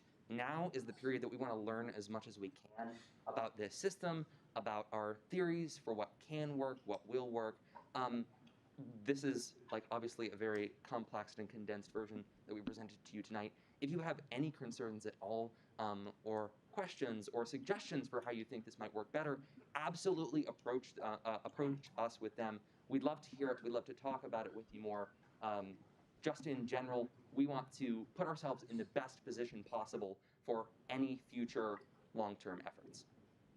Alrighty, thank you all so much for listening. I would say now, just make sure you reach out to Peyton or myself if you're interested in serving on the special committee focusing on sexual assault prevention. Like we said, we know that's been a big area of interest, and we'd absolutely love to have you along. Yeah, one quick note before I call for questions. In order to create a special committee, that membership does have to be defined before it is actually passed. So please do reach out if you are interested in serving on that committee so they can have the proper membership to get it submitted. But are there any questions for the speakers? Senator Booz. Yeah, if we wanted to contribute a report to this system that wouldn't be on the same topic before I, per se, leave, would we be able to do that? And if so, like, would you need to be on the committee, or, what do you want? Andrew Booz, if you want to help us out by testing our documentation model on entirely different information, I would absolutely encourage you to do that. That sounds great. We'll follow up with you on that. Awesome. Are there any further questions? Chair Porter. This might be like not as relevant to what you're actually trying to do, but would you like house it within Org Central so anyone could access the reports at any time? Yes, the model that I created was just in the documents on my laptop. This would all be housed within the filing system on the new Org Central. Obviously, we couldn't show that because we just didn't have it. Are there any further questions out there? Chair Porter. How long do you envision reports staying open for? That is a very good question. Theoretically, a report could be open for forever. Ideally, that would not be the case. What we want to make sure is that we are not prohibiting people from opening new reports, which is why we wouldn't want to say, like, you have to close a report before you can open a new one. A report would be open until every single item on the checkbox had been checked. If that takes 5 years, then it takes 5 years. If it only takes, a year or 6 months or however long, it is open for that period of time. Yeah, I would say the design of the reports is very intentional, and that we want to make sure it can be dropped 1 year, not touched for 3 years, picked up again, and still useful to those students. Chair Solomon. What if a specific checkbox was determined in the future just impossible or unfeasible or unnecessary? What happens then? That's a fantastic question. So when we talked about building interaction with Senate, that's actually one of the major pieces. So the committee establishes the initial action list for what they'd like to achieve, but any modifications to that action list, we believe, ought to require the approval of the Senate body. So that works both ways. If we have a super vague and unachievable action item on our list, then with Senate's approval, we can slash that one. But that also means if Senate decides that a particular objective is super important to the topic, then they can add it on to that given report. Are there any further questions for our speakers tonight? Seeing none, thank you both very much for your report.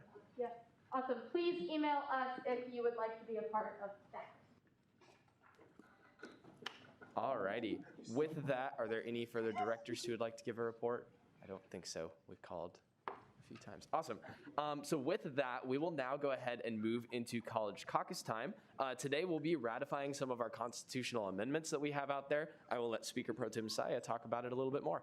Yeah, thanks, Blake. So lots of time ago, we passed these constitutional amendments, and then also lots of time ago, I sent out all of those constitutional amendments to the college councils for their ratification. We require 2/3 of their support to turn it into an actual thing like the states with the federal government. But the problem is that out of all of the available college councils of the 9, I have received 1 response back after multiple months. So that means that it comes back to us for approval. We have some legislation later tonight that delves into that. But it's your job as the caucuses to ratify or choose not to ratify both pieces of legislation. One, I believe, one is the credit hour bill from last term, and the other one is, Blake, if you can. It's the grammar change of the one. Yes, okay, I knew it was something clerical like that. So anyway, super straightforward. 10, 15 minutes should all that will be necessary. That's not what Blake even wrote. Yeah, okay, so 8:35, reconvene here, email me, or just come up and tell me the answer that your caucus decides on both pieces of legislation. Awesome. Yeah, feel free to spread throughout the union by college. Make sure that all your college members know where you're going. Additionally, if you have a member on Zoom, let me know and I will get that breakout room situation happening. So anyway, we'll see you all at 8:35. Who is it?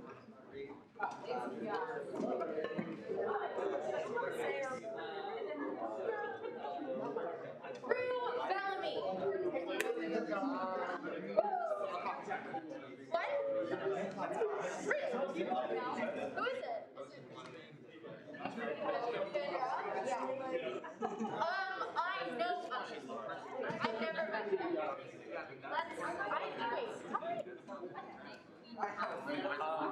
Gary, you mind opening up the field? It's so fun.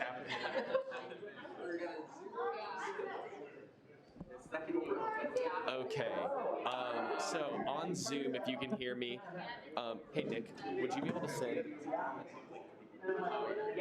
Cool. Graduate school, we are going to go ahead and put you in breakout room 1. Nick is going to be sending Zoom links to you all, to everyone. Yes. Who else do we have out there? Yes. HHS, we will go room 2. Arts and Sciences, we will go room 3.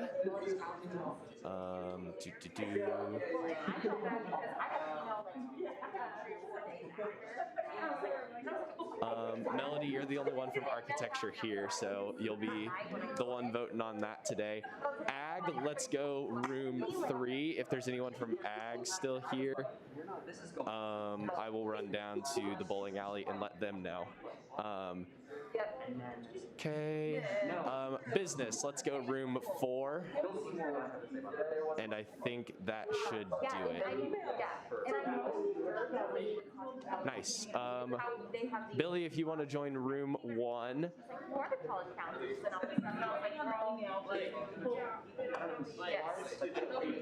Hey Nick, can you send out those Zoom links?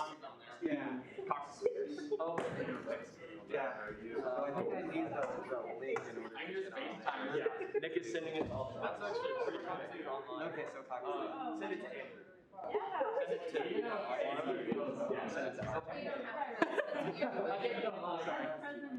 This is the fun part of hybrid Senate.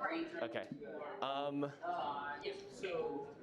Rihanna, if you want to go to room 5, if that one's still open, maybe 6, whichever one, and we can let Ag know. And Tommy, if you want to head to room 4. And then I lost faith in the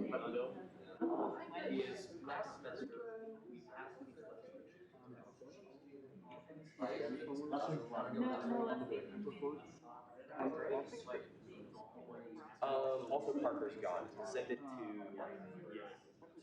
Okay, so for us, I don't know. I mean, I think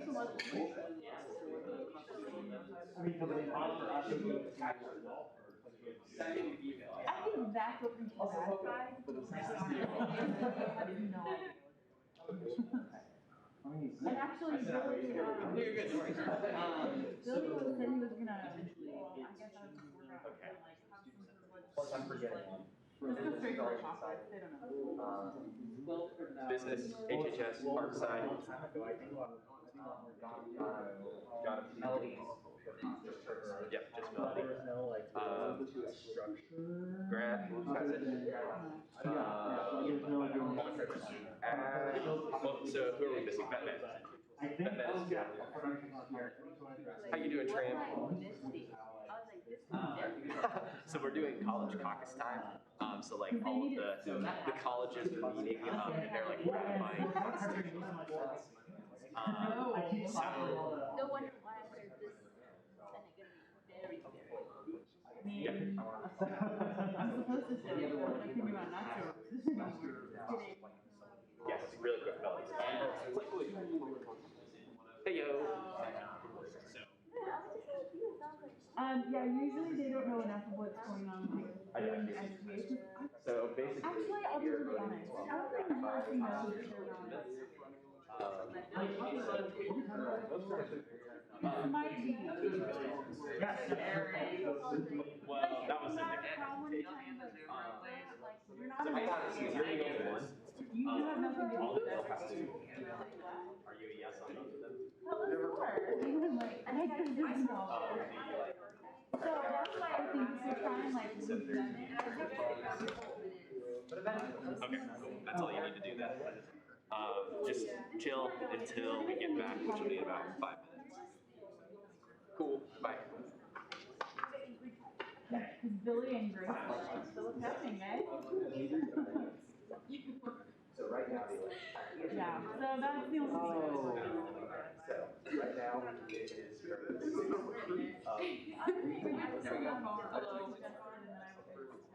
Yeah. Really never talking about writing somebody for the year. How does it make sense? It gets kind of like.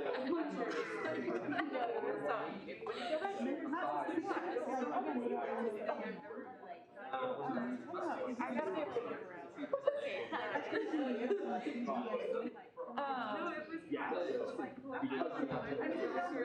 We can kind of like dumb it down like in the context. That's what I see. Because I feel like it takes a minute to like understand what's happening.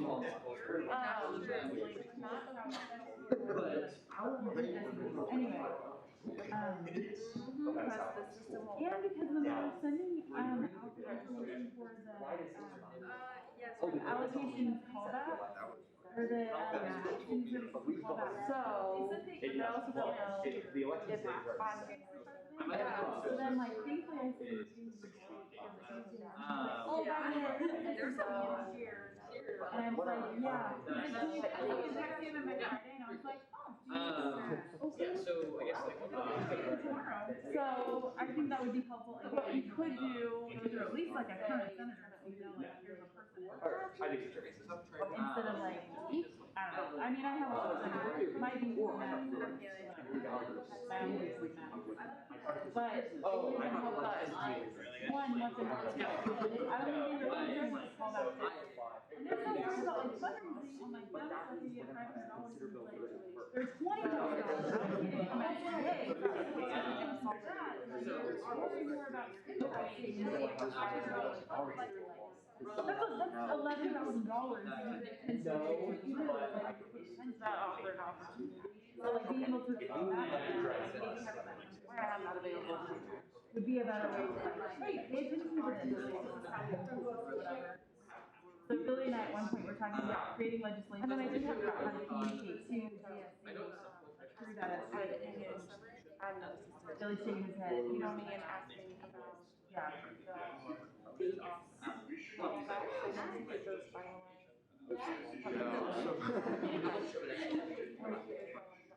They did. Billy or Lake's not on the email list.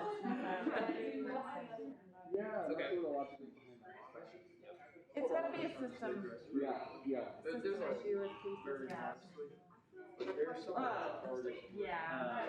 Which is what we were, and then the other thing was kind of like, when I emailed about, it made sense to me, like, making and then he was like, I don't know what happened here, and it's because like, they vote on things and then. Come on, say these things. Straight away. Not deal with that whole. You'll have to learn French when you can. That's where I would basically do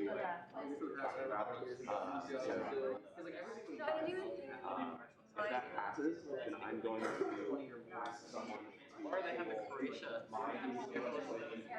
My bills. But someone's gonna move. We will make all of them. So if even if it does pass, it's gonna be slightly less. I will ask them to unvote. And then we would then move into votes on mine, which would. I don't know. It'll be fun if it happens, but hopefully. I think it's.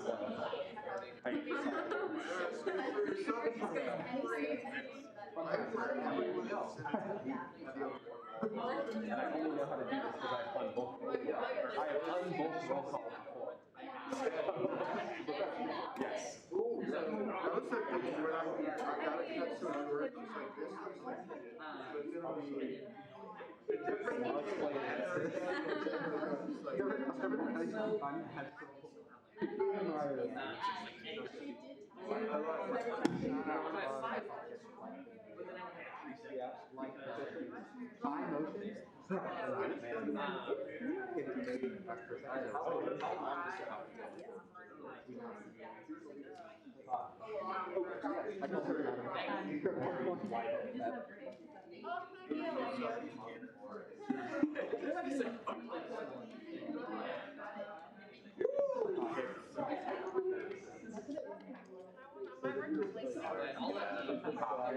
See if we're close to done.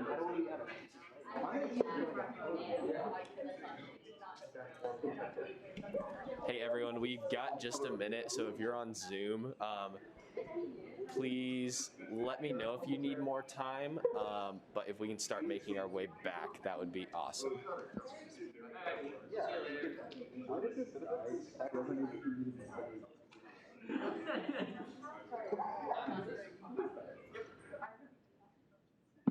Somebody's getting their Would you be able to check in on the College of Ag by chance?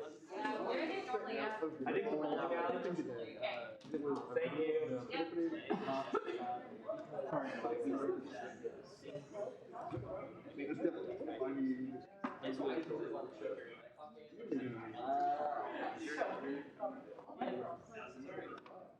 This is not working out quite.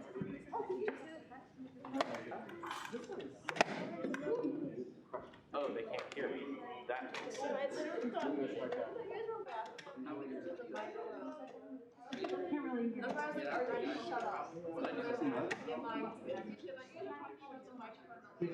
RJ might have. I talked to Evan about I was laughing at Okay. I don't know, like RJ. I didn't know which word it was. Do what?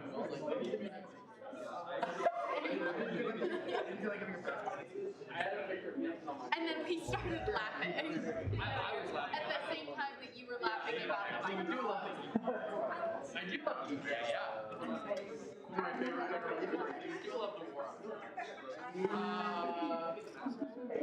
More like from the U.S. military intervention. Minus subscribe.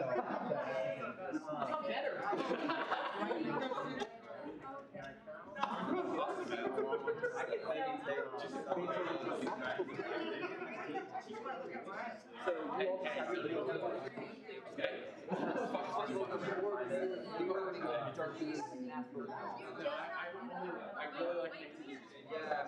They should also be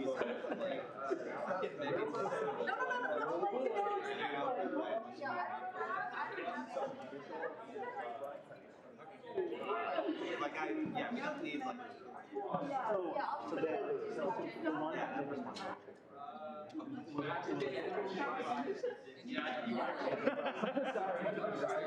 Because when I pulled that two came out, I didn't want to like put it back. Hey everyone, really quick, if you all could let Nick know of the vote that your college had, or actually come up and let one of us know, that would be very nice.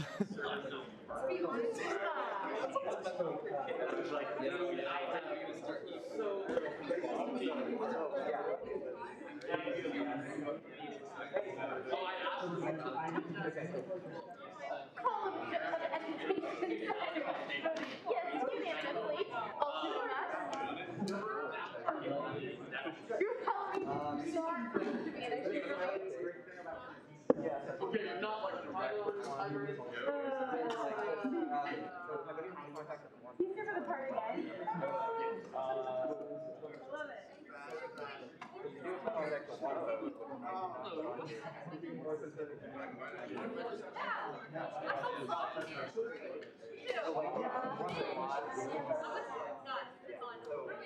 Are you on the You're with Thank you. Yeah, me too.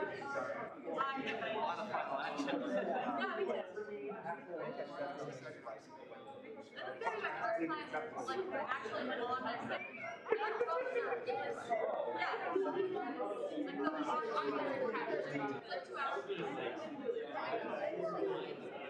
hours.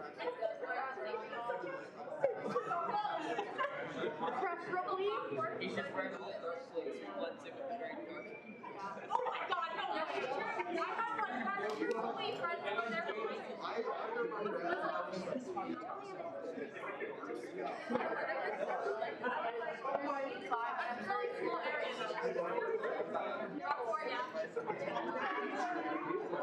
Somewhere in that realm. I was a little bit afraid that like I just didn't know how big. I love it there. It was gonna be clear enough.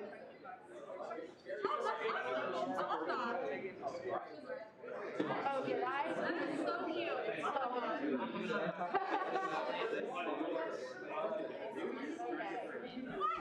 Hey, really quick, who all are we missing out there? Your mom. Thank you, Peyton. I see some empty seats. Are we missing anyone in any big group in particular? Okay, cool. We'll get started here in just a couple minutes. So you would need to contact them.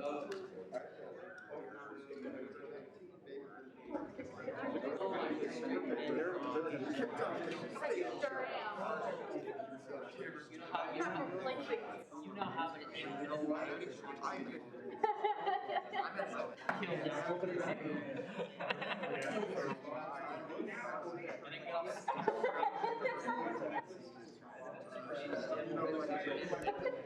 Again, please email Nick the vote of your college caucus. If you're the caucus leader, please. Sorry, Will. Please email Nick the vote of your college caucus so that we can get that announced at the end of the night.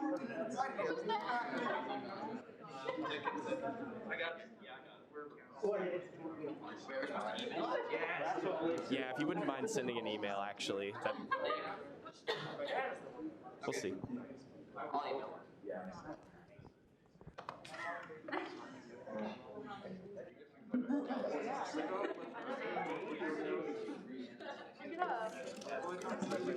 don't know.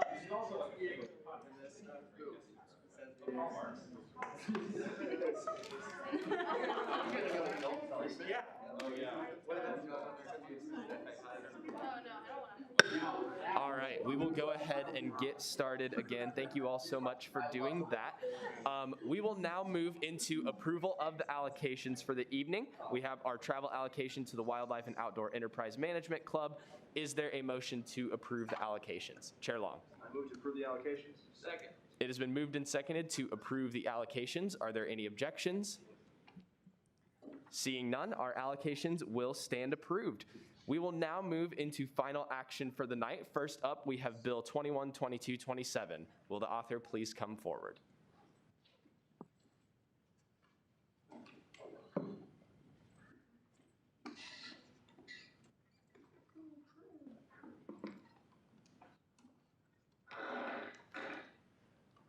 All right, have any changes been made? No, there's not. Okay, there you go. There's no changes have been made. All right, you have first rights to debate. So technically, again, there's not much for this amendments. It's just there are discrepancies in the deadline of ACT. Therefore, we're just striking second 2 to make it everything's lined up well. But that's about it. Awesome, thank you so much for your debate, Tram. You can go ahead and leave it on if you want. Is there any debate in the negative on this piece of legislation? Is there any further debate in the positive on Bill 26? And is there any debate at all on Bill 26? Seeing none, we will now move into a roll call vote. Alrighty, thanks so much, Blake. For those of you with us who may, Senator Blood. I move to suspend the rules and approve Bill 27 unanimously. Unfortunately, that motion is out of order because it is specified in, well, I guess you did move to suspend the rules. The motion has been made to suspend the rules to approve Bill 27 unanimously. Is there a second? Second. It has been moved and seconded to suspend the rules to approve this unanimously. That is a debatable motion. It is not a debatable motion. Thank you very much for that. This does require a 2/3 majority in order to pass. With that, all of those in favor of approving this unanimously, please raise your placard. All right, all of those opposed?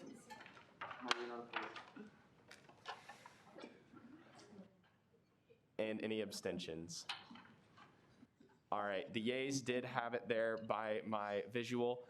So Bill 27 will stand approved unanimously. I see a look there. Chair Harmon. The motion was to suspend the rules to allow it to be approved unanimously. So Copy the that. motion passing it was allowing the suspension of the rules. That was not the vote to approve the bill. Thank you for that. So the rules have been suspended. This may be approved unanimously if we would like to. Is there a motion in order to do that? Chair Harmon. No, just a point of order. The motion was made. Now you just ask, is it approved unanimously? Are there any objections? Thank you for that parliamentary inquiry. Are there any objections to approving this bill unanimously? Seeing none, Bill 27 will be approved unanimously. Thank you for that fun parlaw there. We will now move to Bill 28. Will the author please come forward? Senator Booz. I move to move the debate and vote on Bill 30 before the debate and vote on every other piece of legislation currently in final action. Second. Okay, it has been moved and seconded to essentially consider Bill 30 before we do Bill 28 and 29. Yes. And there is a second on that. Are there any objections? Seeing none, will the author of Bill 30 please come forward? Your getaway car again.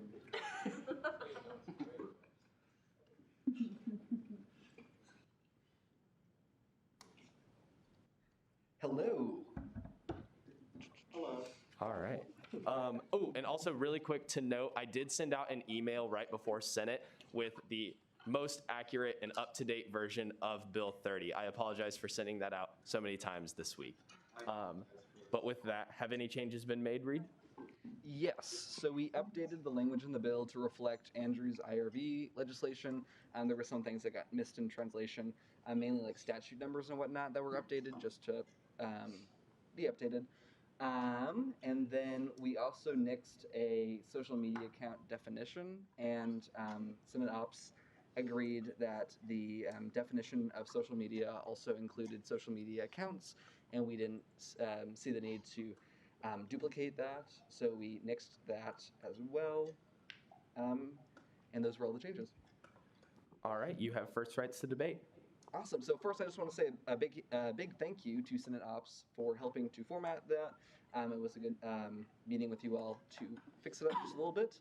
And then also thank you to former elections commissioners and presidential candidates that I had the chance to talk to, just to go over this legislation to see what we can fix. And yeah, I think most of this is pretty self-explanatory. And I spoke about most of this last Senate, so I'm not going to go ahead and re-explain everything in here. The main thing that I think will be coming up soon, just to preemptively talk about it, is the extension of the campaign season. So currently with this legislation in conjunction with Blake's constitutional amendment, would make the campaign season 5 weeks, which would give anyone who's running for office for SGA 5 weeks to campaign. That's 5 weeks to talk to any student organizations that they see fit, anything like that. This would be a 1 week decrease from every other year that we have had elections here at K-State for the for presidential races, but an extension of 3 weeks for other races, like for Senate and whatnot. So mainly this is centered around giving presidential campaigns the time that they need to campaign, but we don't have that natural pause of a primary election to divvy out between presidential campaigns and then everyone else, so they're kind of all lumped together. So I am looking forward to the discussion that will be brought up here in a bit regarding this. But to me, I think that more campaign time is beneficial to increase voter turnout, which is something that I am interested in boosting and making sure that we have the highest voter turnout possible here at K-State in the upcoming student government elections. I think that 5 weeks is already a decrease for presidential, for the presidential race. So I'm curious to see what 5 weeks would do. I don't think that it is a radical decrease or increase or anything like that. I think it is necessary to have at least 4 weeks, and I think 5 weeks is a safe bet, since it's kind of in the middle of 6 and 4. So that is all that I have to say on my part, and I will go back to my seat. Awesome. Thank you very much for your debate, Reed. Is there any debate in the negative? Senator Booz. Mr. Speaker, I have an amendment. Thank you very much. And I have received that amendment via email. Ariana, if you want to go ahead and throw that up there. Awesome. So the following amendment has been proposed by Senator Booz. This amendment strikes, or it adds another section, and specifically takes the 6th week in that A bullet point and changes it to the 5th week of the spring semester for the general election. Same thing in section B there. And then section 2 also changes Kansas State University Student Governing Association, KSUSGA statutes to KSUSGA statutes. Is there a second on this amendment? Second. It has been moved and seconded for an amendment there. With that, Senator Booz, you do have first rights to debate. Yeah, thanks. I have no notes for this speech, so hopefully I won't be as, out of practice as I was 2 weeks ago, I believe. But I do think that a shorter period of campaigning would be better overall. When I was drafting the instant runoff voting bill, I asked for feedback on the amount of time to campaign, and then I also ended up just kind of ballparking a benchmark number that I thought would be appropriate based on my experience as a Senate candidate and as having worked on one presidential campaign. And that number that I picked was 2 weeks. In fact, it would be about 2.5 weeks because you have the additional time campaigning until the Wednesday of that next week. And that was already an increase for the amount of campaigning that senators have to do. Before IRV passed, senators only campaigned for exactly 2 weeks, from the end of the campaign, for the end of the election, the primary election for president, to the end of the SGA general election. And so that was actually adding about 2 days to a senator campaign. And yes, it was decreasing the amount of time that presidents would have to campaign. But I generally thought that that was okay. And maybe I, haven't had enough experience in that arena. But that's why I thought that that amount was fine. And now, when I'm looking at a 5-week campaign season for everyone, not just presidential campaigns, but also for campaigns for student senate and campaigns for union governing board and every other thing that gets elected via our election system. And I'm looking at that and going and grimacing a bit, because I'm thinking, as a student senator, would I really have to chalk for 5 weeks and talk to maybe, do social media posts for 5 weeks and all that? That's a substantial increase in the amount of effort it takes to get elected to student senate if we start 5 weeks early. And at the same time, I am sympathetic to the idea that presidential campaigns do need more time to contact more people, to talk to more people, and to get more people involved. And so that's why I do think the maximum amount of time that I want to campaign is 4 weeks, which is what this amendment would do. Instead of the general election being the Tuesday on the 6th week, it would change it to the 5th week. And looking at this, If campaigning begins on Martin Luther King Jr. Day or the day after that, which is the first day of our spring break, and that is the exact same time that campaigning for presidential elections started before IRV, then you would have 1 week to the 25th, the second week to February 1st, another week to the 8th, which was the former primary election date, 1 week to where this would leave it, which would be the 15th and the 16th of February, and then a 5th week to the Tuesday, the 22nd for the general election. And so I think having this on the 15th and the 16th would be better by allowing a shorter time period overall, enough time for all presidential elections candidates to get to everyone they need to, and not as intensive a race for student senate candidates. And so like this is kind of the maximum I think would be appropriate, especially for student senate and people who are not presidential candidates. The other benefit of this is that if we pass this, we don't have to pass the presidential and bylaws amendments that have been proposed to reduce the transition period for student senate. And that 5-week transition period was already kind of small, especially because we had to certify our election results from the election. And the first student senate meeting after the election is the very next day after the election. And so really that 5-week transition period is more like a 4-week transition period because you don't have most of that first week. And so if we are not able to pass that, then we're also still have the same amount of time in transition, and we still end the student senate term before spring break. And so overall, I think this is the best way of kind of cutting this, of making sure that everyone gets the time they need. No one is campaigning for too long and getting tired out that way, and that we end right before spring break overall. All right. Thank you for your debate, Senator Booz. Are those points of information or debate in the point of information? Go ahead. This would make it 5th week, but 4 weeks total because the first week is kind of like partial week and that last week is kind of a partial Yeah, I mean, the right? campaign season would be from like whether or not this passes, we'd start campaigning on January 18th, which is the first day back. And then this would be until you'd campaign until the end of the general election on Wednesday, February 16th. Right. Okay. Senator Blood. Request for information. Have we already changed in the bill, section 2, that statement? From my side of looking at things, it says KSUSGA statutes. Just wondering. I mean, the new section 2, which is currently section 1, would be changed to say that. Okay, I got you. So this would go before that because it occurs in the statute. Gotcha. Thank you for that. All right. Thank you for your debate, Senator Booz. Is there any debate in the negative on this proposed amendment? Is there any additional debate in the positive on this proposed amendment? And is there any further debate at all on this proposed amendment? Elections Commissioner Cruzen. Is this positive or negative? Negative. Negative. Thank you.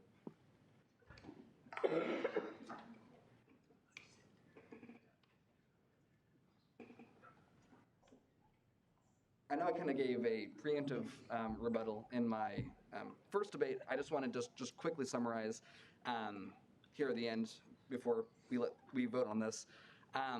Just quickly based off what Andrew said, I'm cool with 4 weeks, right? I won't be super sad about it.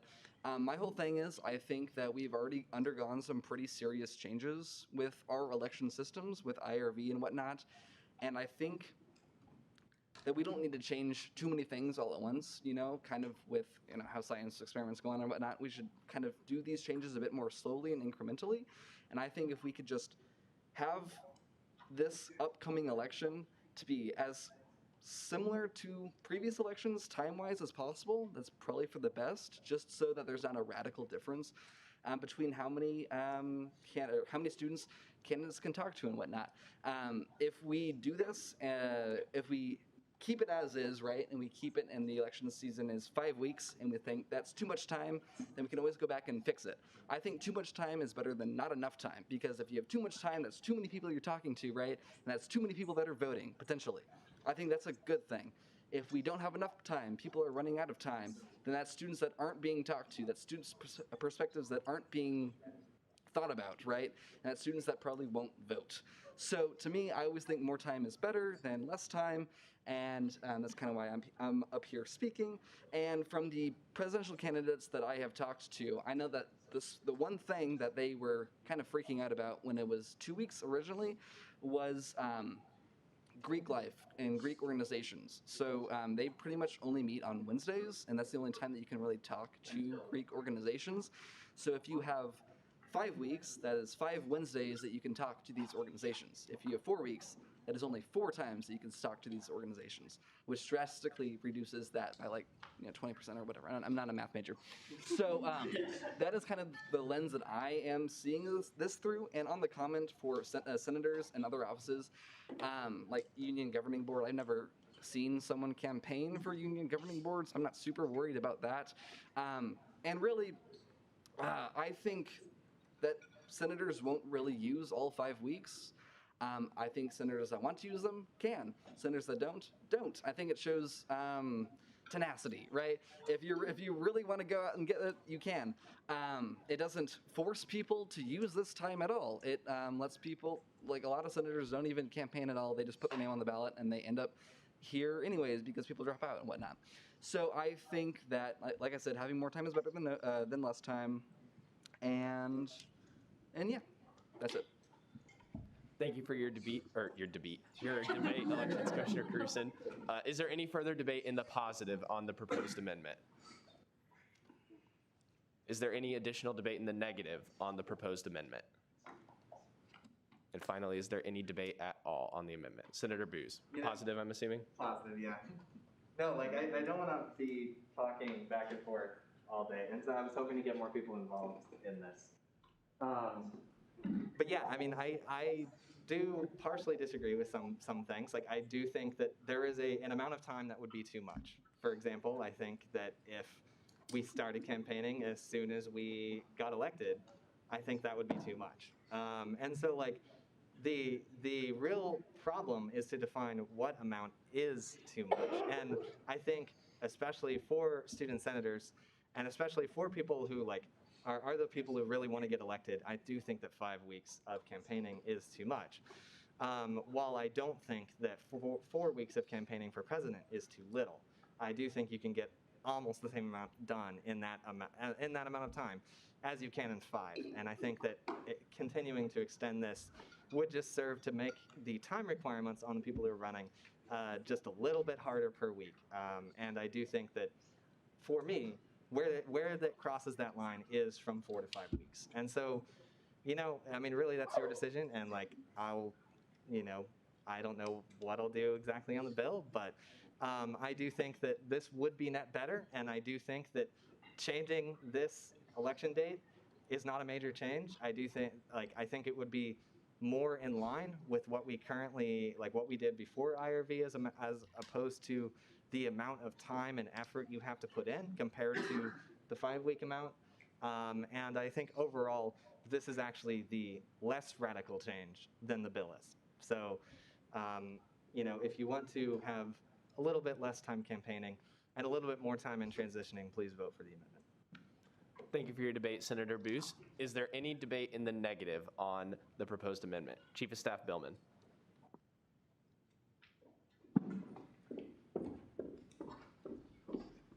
Hi everyone. This isn't really negative or positive. This is just from the perspective of someone who has run and who has worked on campaigns before.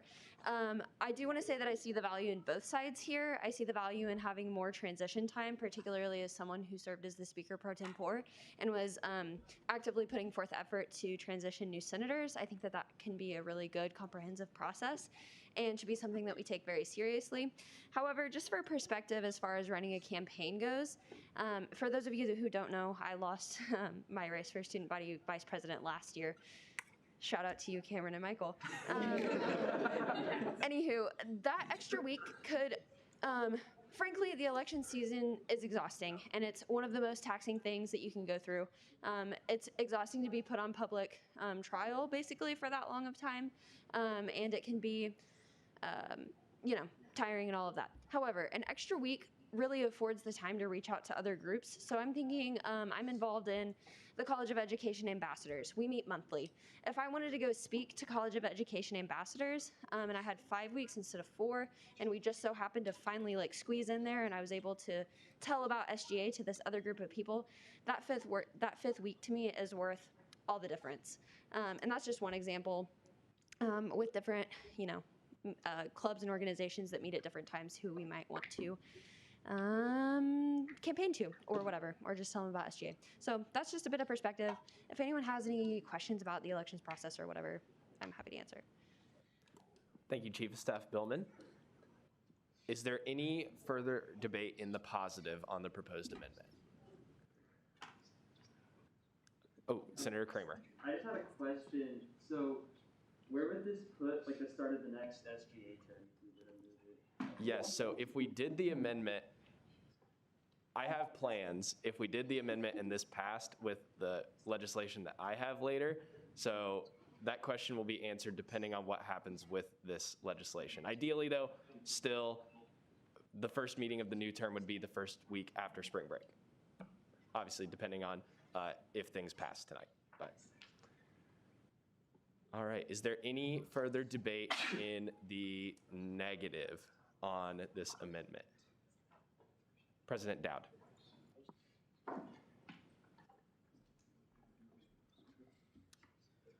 Let me take a moment and share my vehement opposition to this amendment.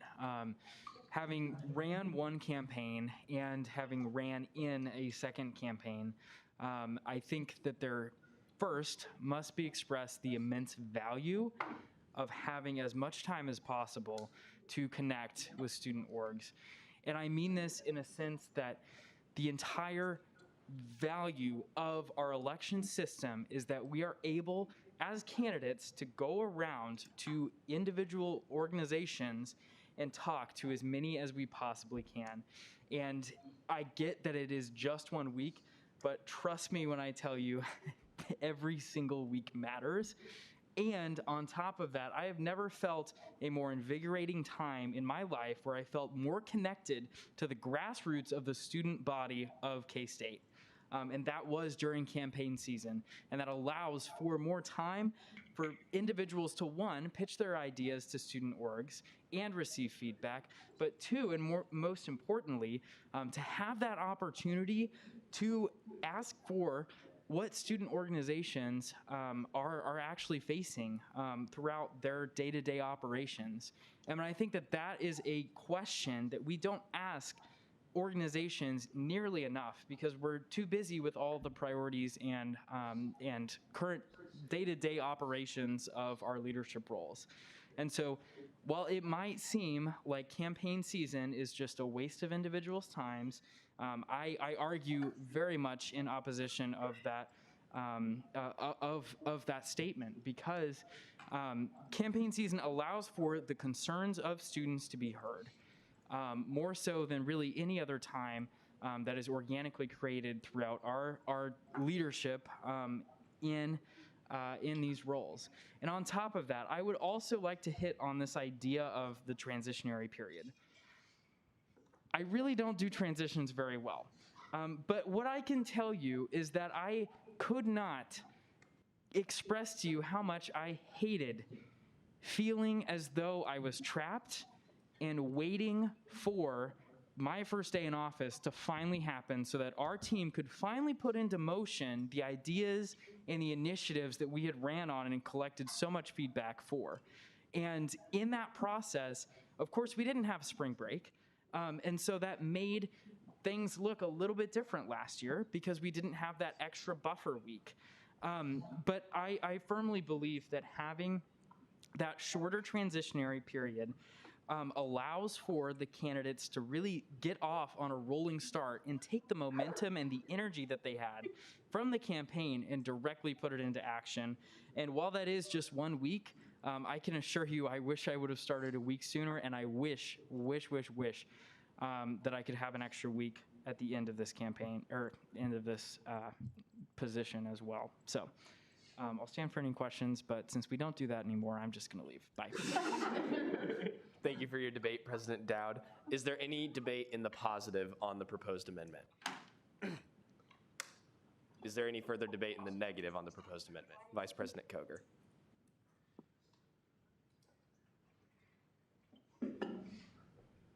I really hate to do the executive branch hat trick, but I will be really concise on this.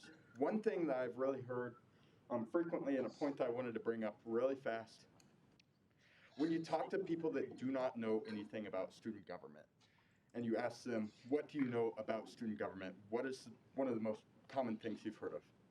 Oh, I haven't really heard of it, but in the fall, or not fall, spring, I see the election. So in my mind, allowing an extra week of exposure, perhaps that will be what leads to someone becoming involved in student government. We don't have a ton of exposure as an organization.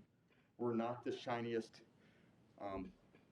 organization in the world, but allowing more opportunities for people to see us could lead to more people getting involved with us, which is a good thing. I yield.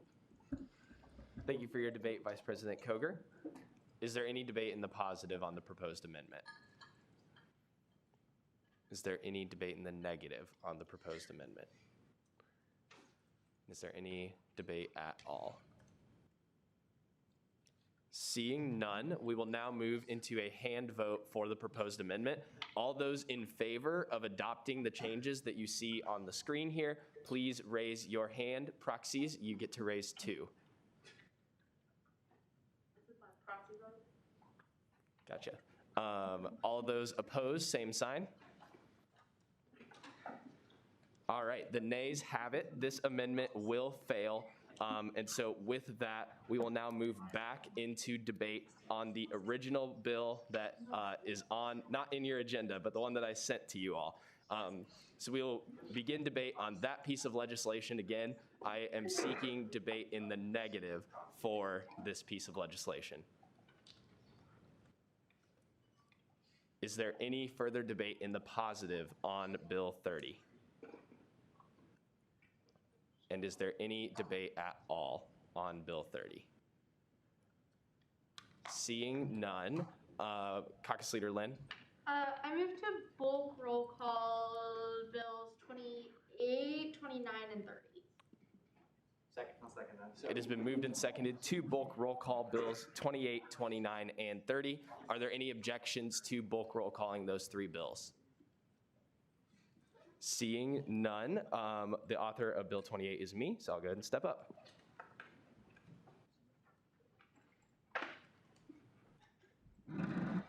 All right. Nick, you got me. Oh, yes. Were there any corrections or changes made? No changes were made. Alrighty, in that case, you have first right to debate. Yeah, so with that amendment failing, the biggest part about both of, I'm just going to do both my debates because they're the exact same thing right now. So the biggest thing with this is to set up our time period so that Student Senate will end. Our current term of Senate will end the last week before spring break, and the new term will begin the first week after spring break. This is just a really natural transition period. Something that we've really had happen in the past is attendance issues post spring break. We kind of saw this last year as we got more into our term, but we saw it the year before as well, just having 1, occasionally 2 meetings after spring break. And that's something that I would really like to avoid. Additionally, along with that, along with that, this gives us more time post spring break in order to actually work on SGA. One of the biggest things that happened last year, in the spring with our transition period, we had only 4 meetings and all of those were spent electing our leadership for the year. Having this change happen allows us to have 6 weeks instead of 4, where we are actually able to get started on some of our SGA work. And so what that can entail is getting people connected to resources that they're passionate about, finding out other senators who are passionate in the same areas that you are, and being able to work over summer break on some of these initiatives. I've heard from several senators that summer break just felt like a really wasted opportunity because they didn't really get into what actually Student Senate was all about in the spring semester. And so they were essentially waiting till the fall to figure that out. I think that this change will really allow us to help develop that relationship help with our attendance in Student Senate, and really just provide a natural transition from one term to the other. And so with that, I will yield the rest of my time. Thanks so much, Blake, for that debate. We will now move to speeches in the negation. Would anyone like to speak negative on Bill 28? Would anyone like to speak positive on Bill 28? Is there any further debate at all? Okay, in that case, we'll now move on to the third piece of legislation, which is Bill 21, 22, 29, amendments to the KSU Constitution regarding term transitions. No changes were made, and I yield my time for positive debate.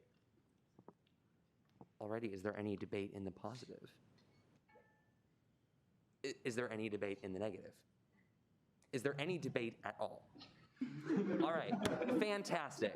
That means it's time for a roll call vote on all three of these pieces of legislation.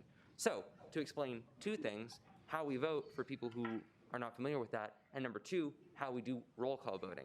So, when voting, you have four options: yes, no, pass, and abstain. The first two and the last one are exactly what they sound like. Pass means that I will not call for your vote right then and come back to you when I've exhausted the entire list. So on roll call voting, or on bulk roll calling specifically, that means we're going to vote on all three pieces of legislation.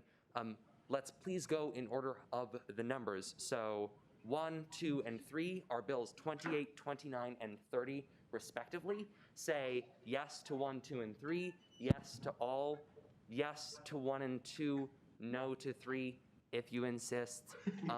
All of these things are options, but you can use any of the four options that I outlined earlier on any of these three in any combination, technically. So with that, we'll jump right into voting.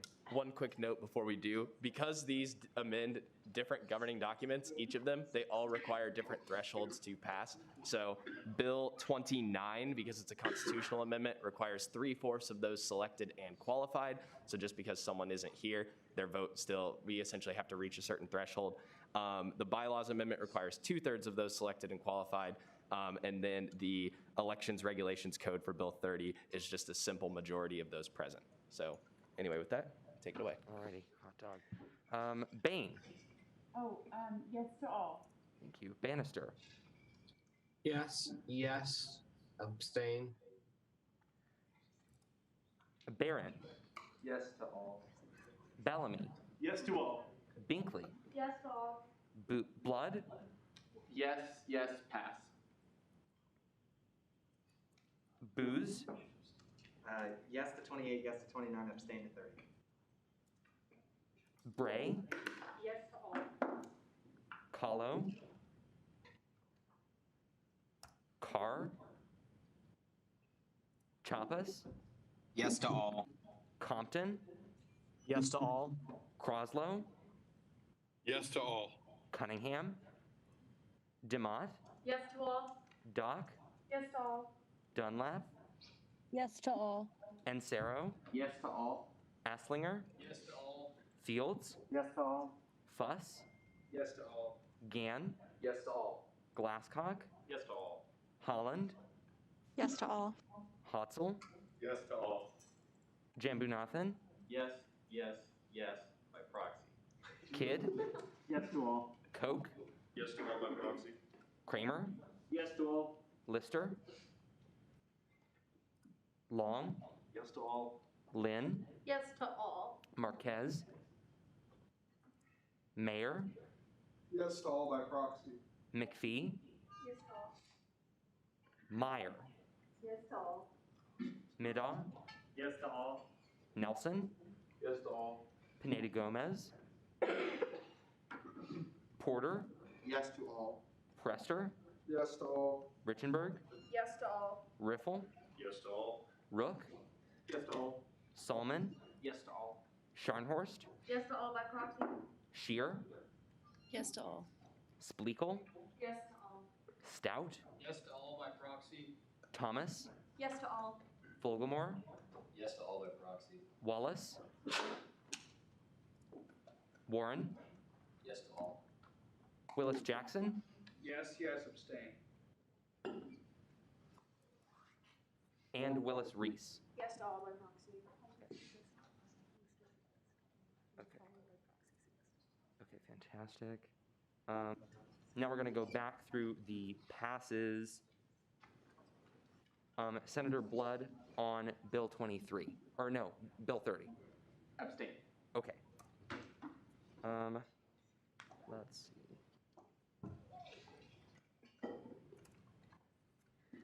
Alrighty, so I know for sure that Bills 28 and 29 are approved, 51 to 0 to 0. It is going to get a little bit complicated on the other two.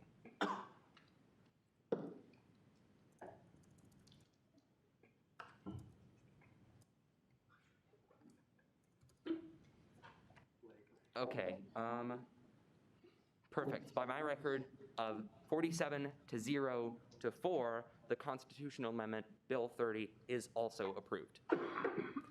Senator Blood. Point of order, Bill 29 was the constitutional amendment. Bill 30 was just statute. Oh, okay then. I apologize. Then all three are approved. Perfect. Awesome. Thank you all very much. Sorry for that intense parla there. That was a workout, to say the least. With that, we will now move into Bill 31 for the night. Will the author please come forward?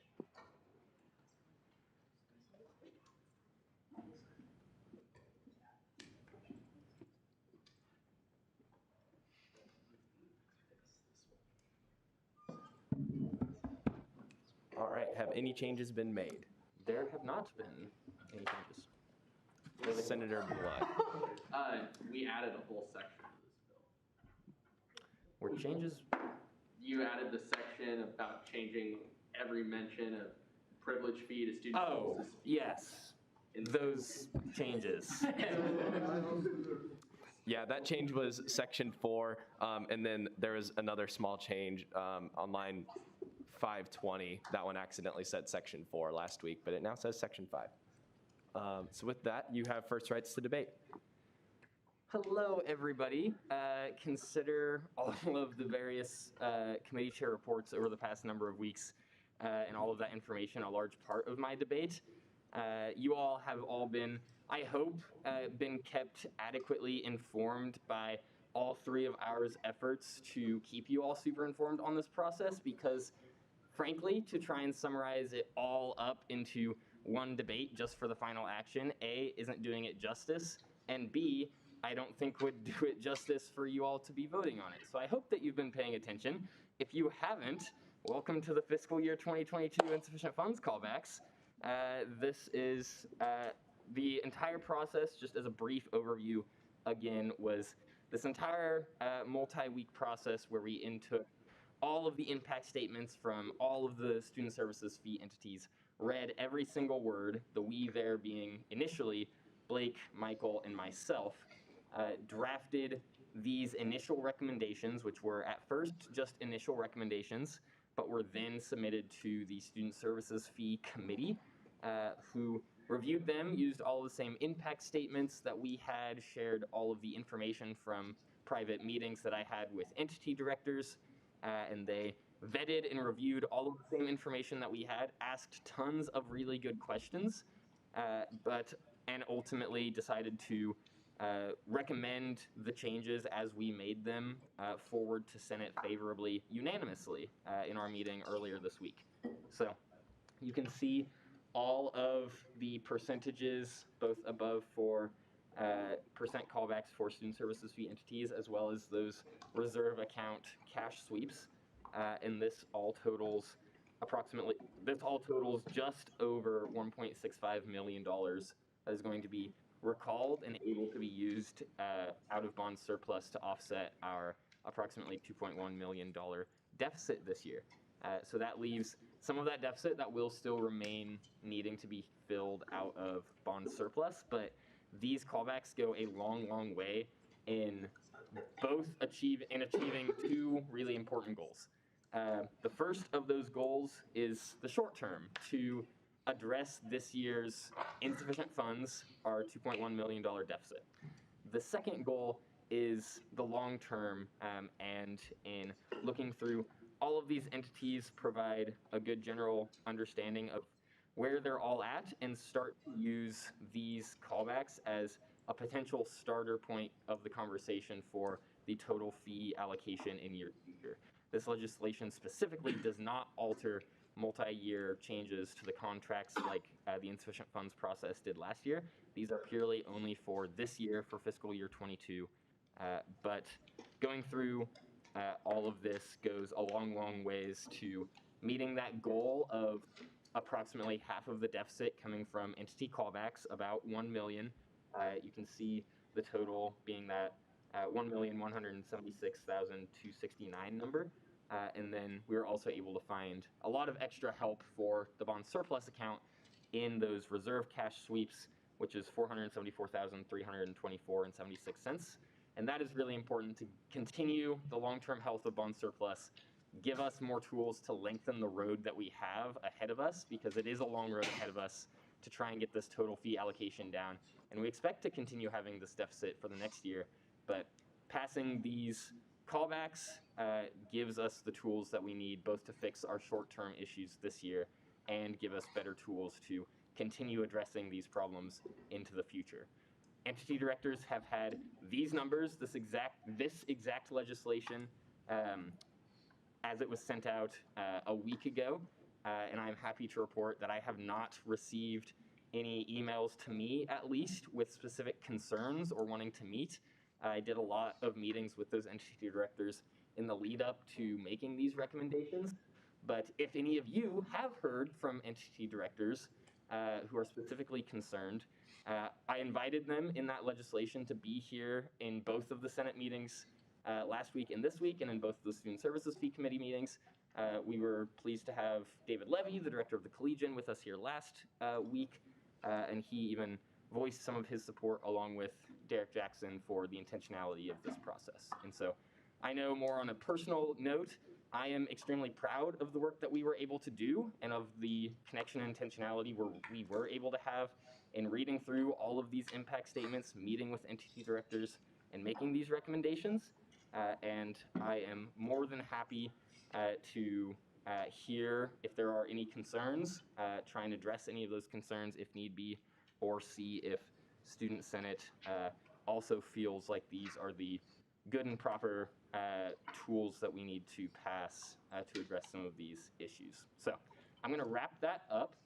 If there are any amendments, please submit them in writing, either via these paper sheets or via an email to Blake, and we are happy to discuss those.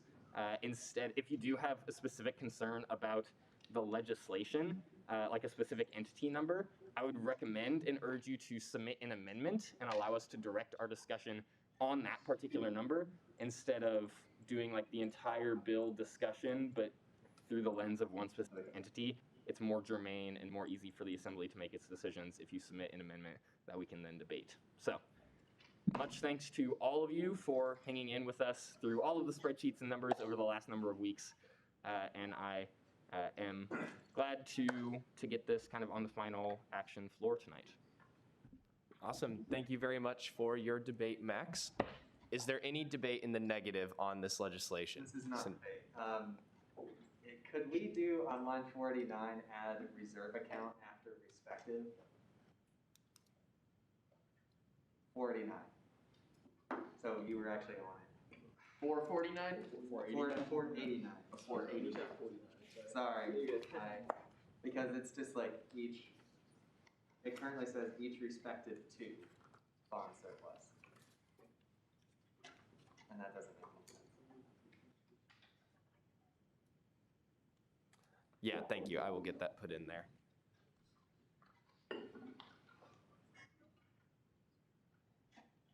All right, Senator Blood, is that a point of information? A request for information. Could you define what the execution of the agreements are? Is that just like when those entities sign the contracts, or? Yes, that is correct. Once all parties have signed the contracts, that is when it is executed. Perfect. All right. I am seeking debate in the negative on this piece of legislation. I will now seek further debate in the positive on this legislation. President Dowd.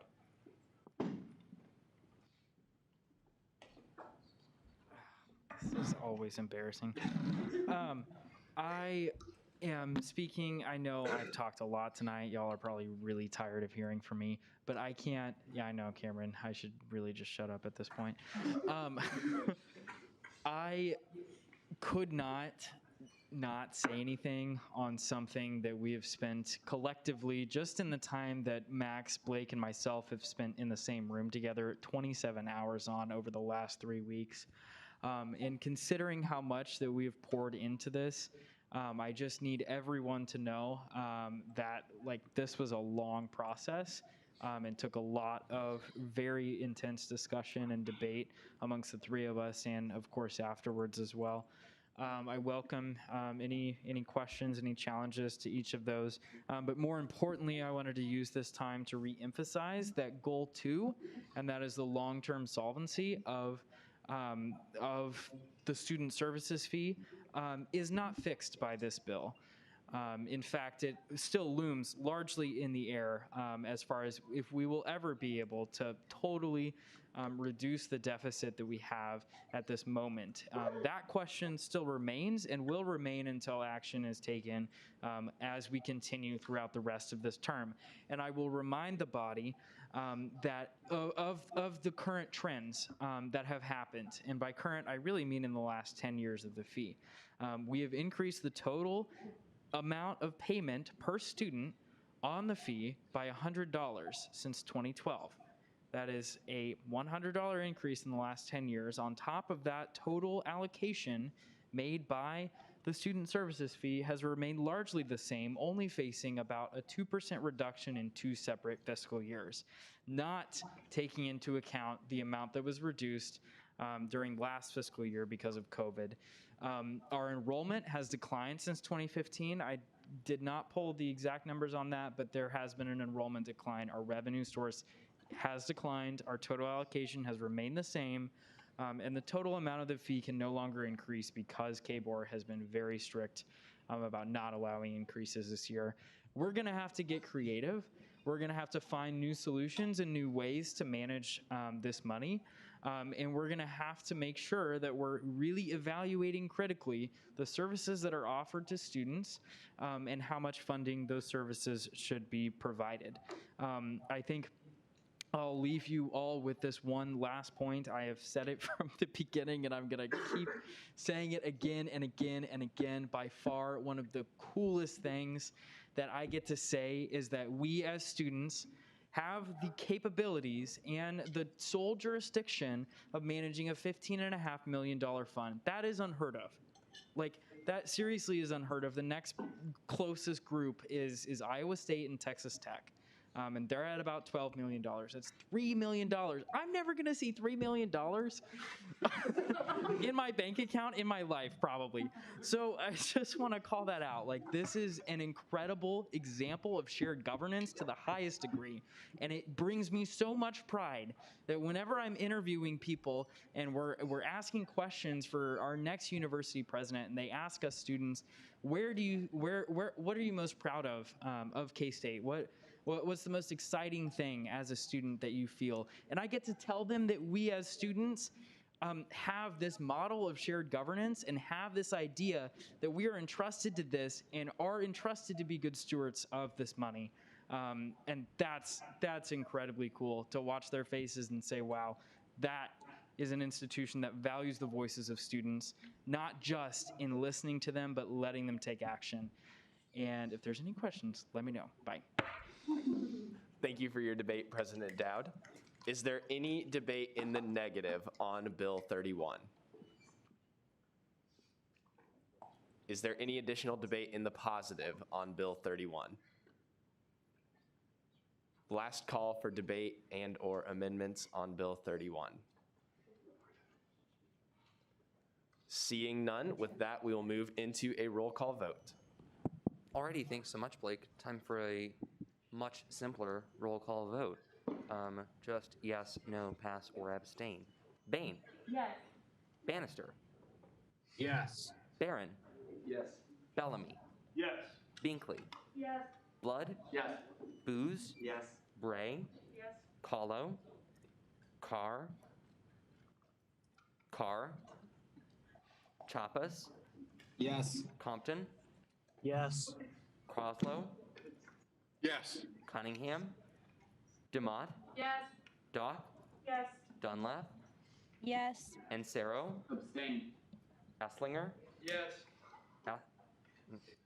Fields, Yes. Fuss, Yes. Gann, Yes. Glasscock, Yes. Holland, Yes. Hotzel, Yes. Jambunathan,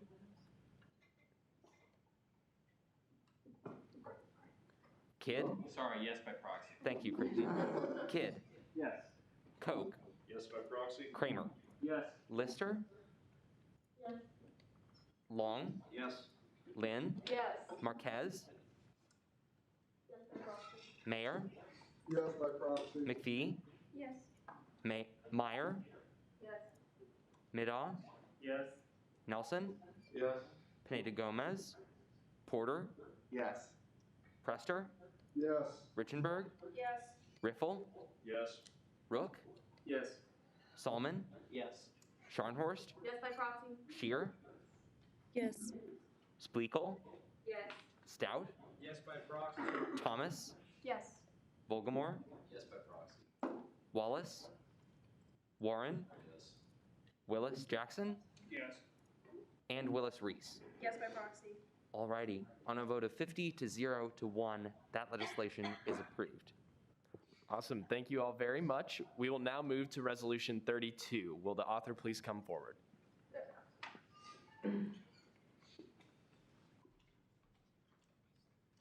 Howdy, folks. All right. Have any changes been made? No. Maybe.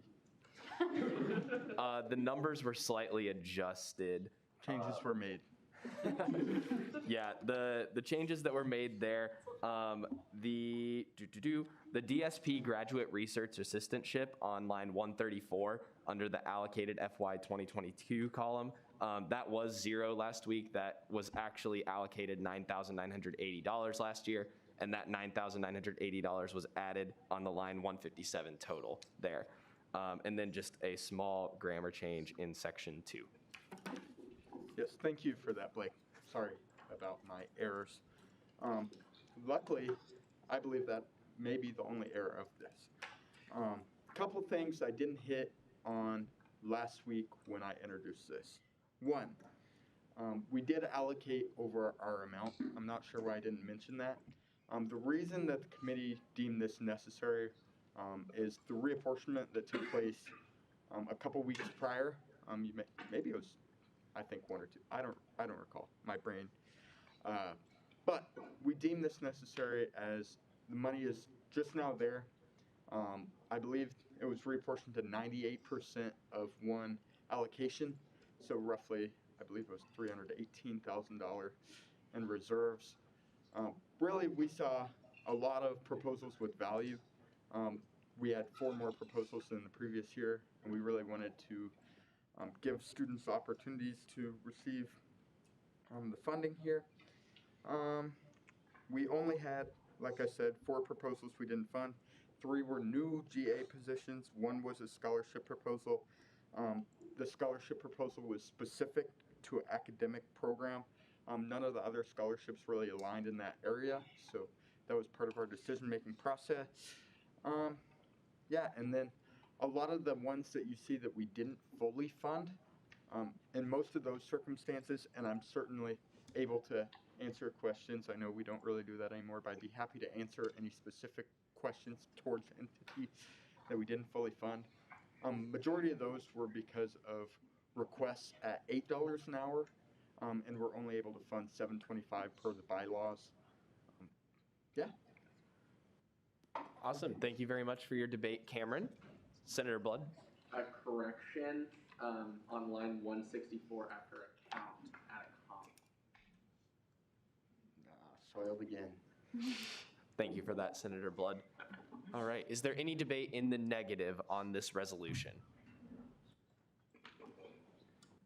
Is there any additional debate in the positive on Resolution 32? Is there any debate? One more thing I forgot to mention.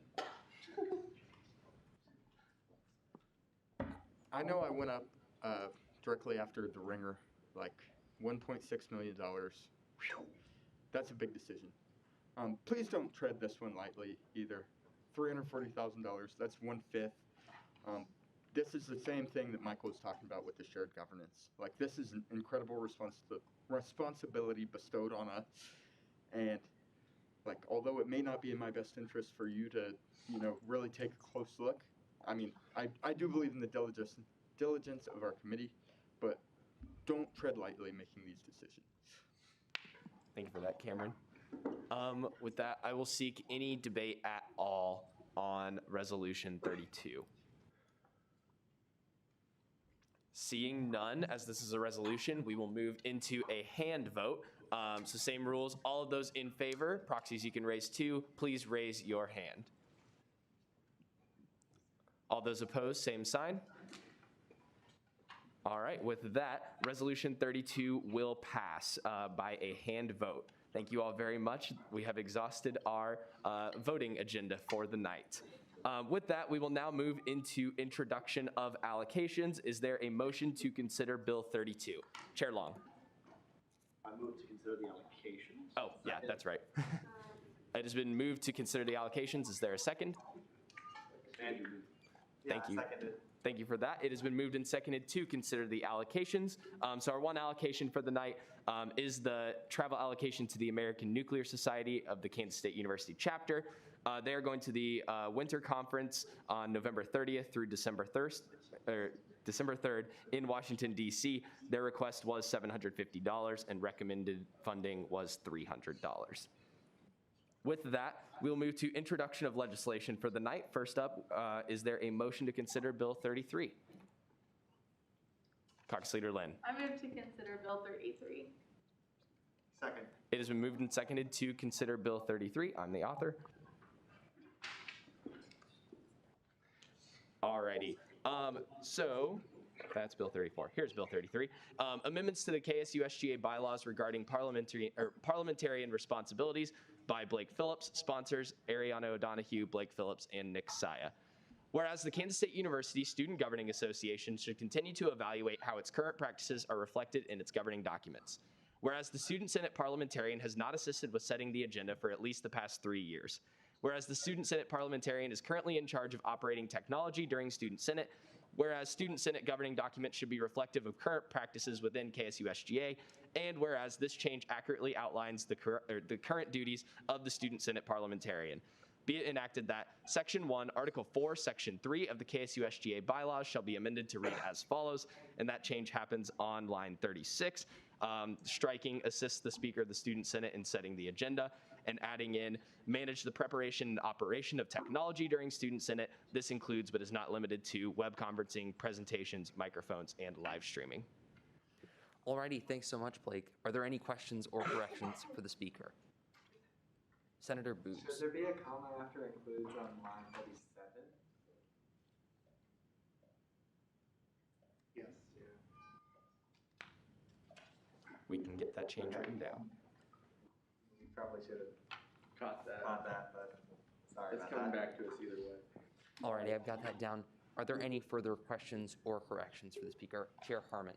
What does setting the agenda actually mean, like responsibility-wise? Yeah, so that is essentially just like helping make the agenda, the way that I understand it. And really, it's kind of like a one-person job, and if it were more than a one-person job, I might go crazy, to be honest.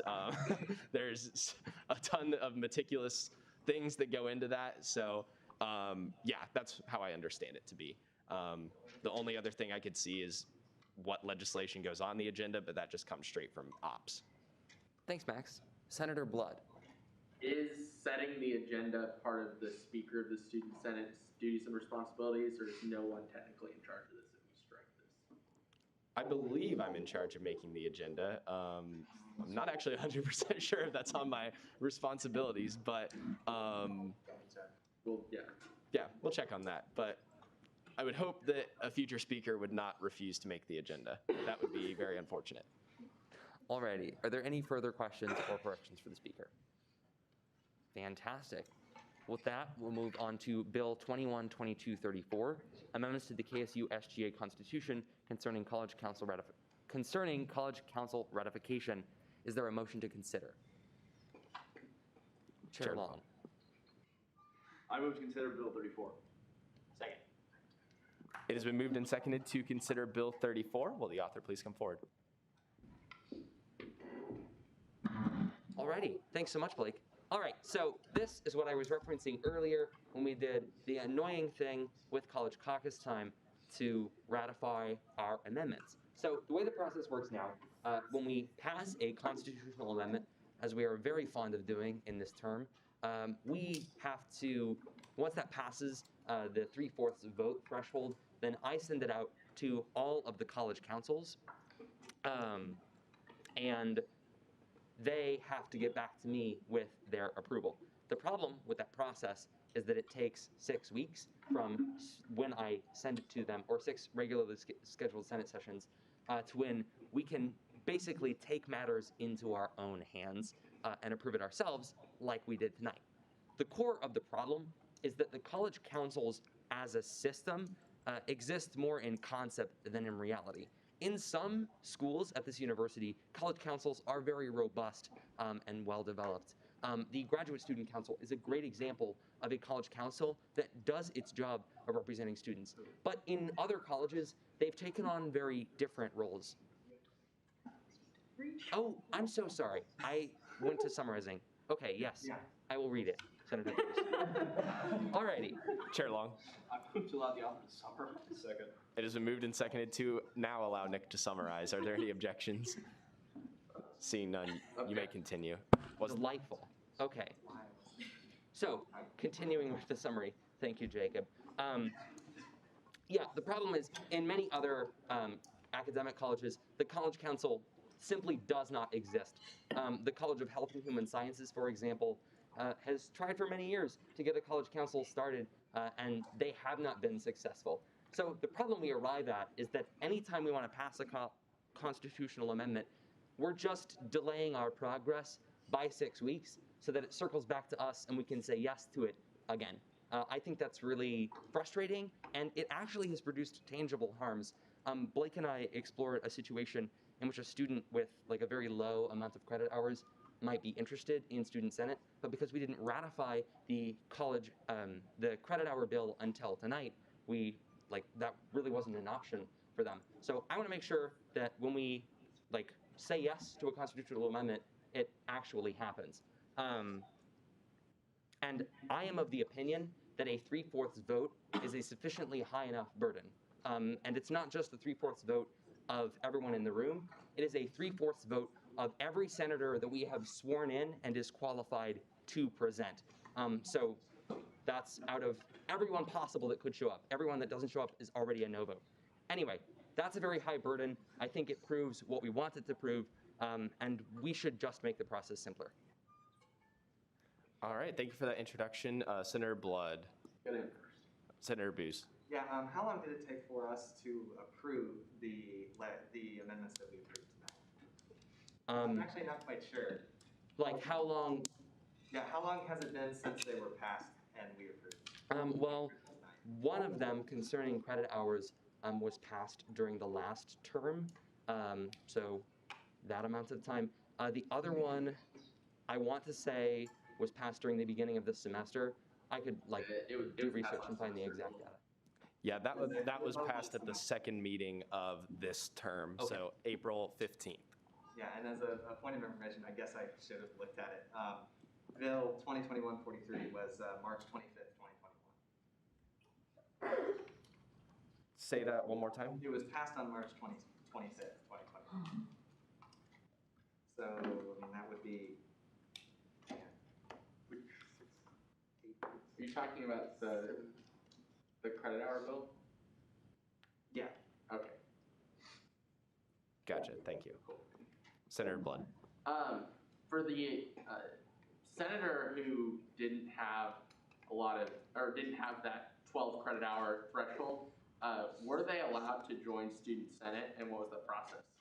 That is a question that Blake might be able to provide more information. Yeah, so under the if you want to call it now former, since it was ratified tonight, way that it worked, yes, there is an exemption that a student senator with less than that amount of credit hours would essentially have to go and present to the Senate Operations Committee as to why they should still be allowed to serve on Student Senate. And so that process was followed, and the Student Senate and the Student Senator is able to serve within SGA this year. But because that amendment is now ratified 6 months later, that process can now just happen normally.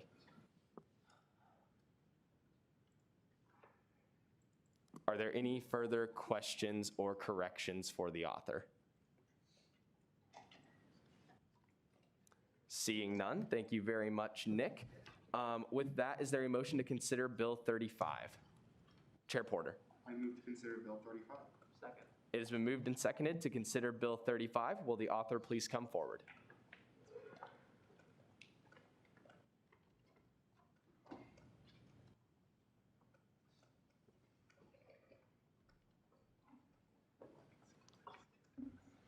All right, so this is 21-22-35 bill, amendments to the KSU SGA elections regulations to increase the limit on student contributions to SGA campaigns by me, sponsored by the Senate Operations Committee.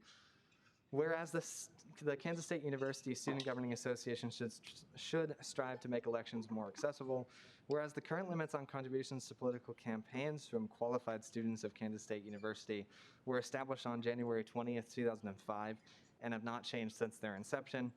Whereas the Consumer Price Index has recorded a cumulative inflation rate of 44% since 2005, which means that every dollar in 2004 is the equivalent of about $1.44 today.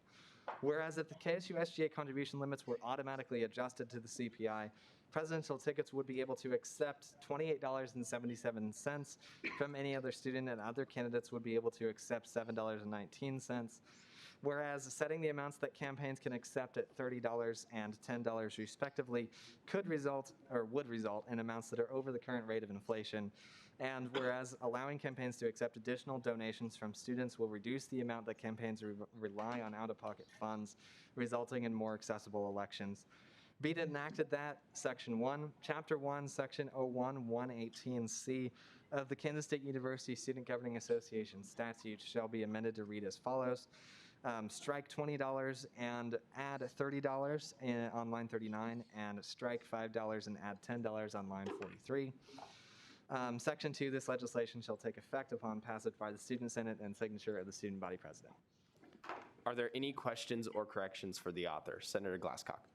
This is kind of a general question, but do you know if this is the only incidence of a reference to a hard amount of real-world money listed in our bylaws or constitution? Well, the other example in the statutes is, and the elections regulations, is actually the amount of money that you can get used for your campaign in other areas. Like that is not contributed by other K-State students, and that has, we've recently set it to $300 for presidential elections, and I believe it's $50 for student senator elections and other offices. I'm not entirely sure about other areas within the bylaws or constitution. I mean, I'm not entirely sure what you're asking for here. I have a follow-up. Granted. Was there any thought in the writing of this piece of legislation to have these numbers automatically track the CPI as it increases? Right. I didn't look into that too hard. However, I would be very iffy about doing that, because I think it would be very weird if we're saying that you can accept $7.19, for example, and if somebody wants to give $7.50, they can't do that. And so I think it's valuable to have round numbers, and yeah, we should take a look at this in 10 years, and maybe we should put this in the report system for 10 years later, even though it isn't quite the same sort of thing that it's designed for. But I wouldn't want to necessarily automatically do that. All right. Another follow-up? More follow-up, okay. Go ahead. This is getting less germane, but okay, what about an idea where every time the CPI increases by an increment of $5, it jumps up by a round amount of $5? That way we can just let it lie or something like that? Yeah, I mean, I'd love to discuss that afterwards. I think that might be just a little too complicated for this minor change. Chair Porter. Would you consider an amendment requiring student senate to reevaluate every 5, 7, 10 years? Because obviously it's not going to be like, it's been, what, 16 years since we reevaluated? The CPI isn't going to go up necessarily 44% by 2037. Right. But would you consider an amendment to the legislation or maybe authorizing a piece of legislation requiring us to reevaluate it a set number of years and then round it to a round number? While I do appreciate the hypothetical questions, I would encourage a lot of these discussions to be had in Senate Ops this week when it'll be referred to the committee at that time. So any amendments, feel free to come with those as you see fit. Senator Blood. Yeah, and talk to me after Senate too. You know, definitely. When did we update the personal contributions for presidential and other campaigns? You mentioned, like, we recently did that. I didn't know if they were at the same 2005 timeline that we'd also need to update. Yeah, I haven't done the research that I did for this into that. This was just like, you know, other K-State students, and I just noticed. Actually, the weird thing is, like, I actually wrote this last year and didn't submit it because I just didn't have time. So this was mostly done already. And then I just added new CPI data. And so, like, I did a whole bunch of research last year when I was looking at it about, like, when did we change this? And it looked like in our modern election system, which is 2003 and later, it looked like we had only done it in 2005. And so, as far as like your personal contributions, I don't really know that data per se, other than that we recently changed it for presidential because now they're only running in one election, not two. All right, are there any further questions or corrections for the author? Seeing none, thank you very much, Andrew. We will now move on to Bill 36. Is there a motion to consider Bill 36? Chair Porter. I move to consider Bill 36. Second. It has been moved and seconded to consider Bill 36. You have the floor, Peyton. Okay, awesome.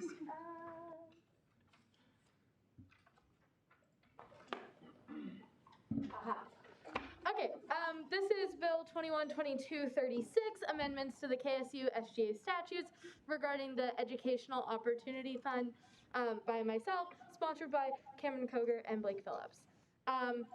Whereas the Kansas State University Student Governing Association should continue reviewing its governing documents, including its principles for funding allocations.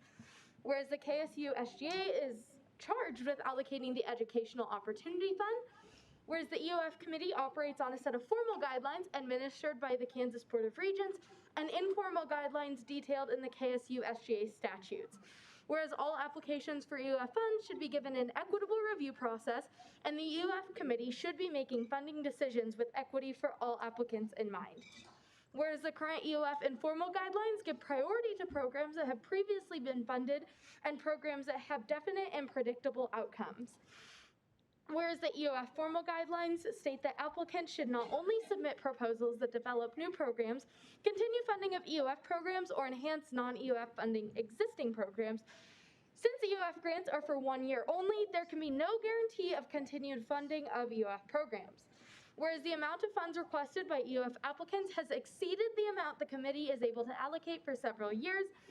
Whereas if all previously funded fiscal year 2023 proposals had been funded to the full extent they requested, the EOF committee would have exceeded their allocation by $39,286. Whereas if the EOF committee properly follows its current informal guidelines, their ability to fund new programs is hindered, and whereas each program should receive adequate and equitable review by the committee each year, regardless of whether or not they have been funded before. Be it enacted that Section 1, Chapter 25, Section 2502 of the Kansas State University Student Governing Association statutes should be amended to read as follows, and then the changes begin on line 51 of the legislation, striking continue existing programs and programs that have definite and predictable outcomes, changing the numbering for A, programs that affect a large number of students, and then adding, B is going to be programs that have limited or no, limited or was added, sources of funding, and then C, adding programs that add significant enhancements to students' experience. And then in line 57, changing scholarships are funded at to up to $700 each. All right, are there any questions or corrections for the author? Chair Long. Do you not want my sponsorship anymore? I didn't. I asked you after I had submitted the legislation, so we'll get your name on there. Oh. Thanks, Peyton. Yeah.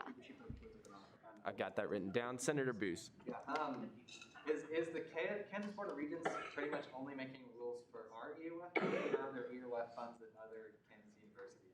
I actually have no idea. That is, I believe, and Cameron can probably answer this maybe a little bit better than I can. I believe the Kansas Board of Regents had set those guidelines like a long, long time ago in general for all universities to follow. Yeah, so in 1988 is when those guidelines were passed by the Board of Regents. Each school has money designated as like, some are slightly different names, but Educational Opportunity Fund, and it comes from various places. So, but there are those formal guidelines governing all of those allocations. Are there any further questions or corrections for the author? Senator Booth. Yeah, is this just kind of a general concern about EUF, or was there anything in particular that sparked this? I sat on the EUF committee this year, and something that frustrated me a lot sitting on the committee was that we really had no choice but to give priority to things that had been funded in the past, which, you know, there was no particular one that I was like, we shouldn't have funded them, but it really hindered our ability to give out very much money or any money at all to any new programs. And I think that that institutional rule is in and of itself inequitable, and we should change it. Thanks. Chair Long. To tack on to that, if I may. A lot of the discussion was if in their application there were the dates that they've been established for a very long time. There was very little discussion on that entity due to the funding guidelines being as such. Additionally, their in-depth application tended to be mainly about how long they've been doing something compared to how they've adapted to the time what they're doing more current. Okay, yeah, thanks. I appreciate that. President Dowd. Would you like me to ask President Flanders, Regent Heiss, and Regent Hutton tomorrow? What? Do you want me to ask the Kansas Board of Regents about why historically this was effective? That would be, probably good information to have. However, I do think that the Kansas Board of Regents rules are a little bit less restrictive than the rules that we have in our statutes. Are there any further questions or corrections for the author? Seeing none, thank you very much, Peyton. With that, we will now move into our second open period for the night. Are there any speakers for second open period? Vice President Koger. I'm really sorry, I won't stand up. I just got reached out to by some individuals at the rec. They're talking about possibly having a Mario Kart event where they want to partner with SGA. I said, yeah, that'd be something I'll bring up to them, and so I'm bringing it up to them now. I'll keep you guys informed. Consider it brought up. That would be awesome. RJ. Sorry, this is a question. I don't know if it's really at all. Like Mario Kart, the video game, not like them getting actual go-karts. They did say life-size Mario Kart. Okay, never mind. That's even better. Are you serious? I don't necessarily know. I would presume that they mean like life-size in regards to a projector, but this is preliminary. Thank you very much for that, Cameron. Keep us posted. Are there any further speakers tonight for second open period? Seeing none. Oh, Marcus, my bad. Sorry, Cox Slater Kid. I'll be super brief. I know that I'm keeping us from ending our meeting. But I just wanted to get up here and say that earlier this week we had some really great local elections take place. Raise your hand if you participated. Cool. Raise your hand if you participated for your area back home or whatnot. Okay, Perfect, good. I was hoping for a good turnout from Elisa Senate body. So congrats to those 3 candidates that were voted for Manhattan. Unfortunately, I was not one of them. I'm taking as lessons learned. Had a really good conversation with Chief of Staff Billman during our college caucus time about it. And I think when you get to a certain point, and even now, as we're going through undergrad or going through our grad degrees or whatever, that I think there's a good amount of good learning that can take place for not only your wins, but your losses, right? And so talking to Chief of Staff Billman, and just really saying too that the term loss can really be perspective based. And so again, I'm taking as a win with the lessons learned and putting yourself out there. And so my lessons learned can hopefully be a lesson that some others can take with them. So walking now so that others can run in the future. So, but thank you for the opportunity. Thanks for letting me get up here and borrow your ear for a few moments through some of these past Senate meetings. I really appreciate it. Yeah, that's pretty much it. Thank you.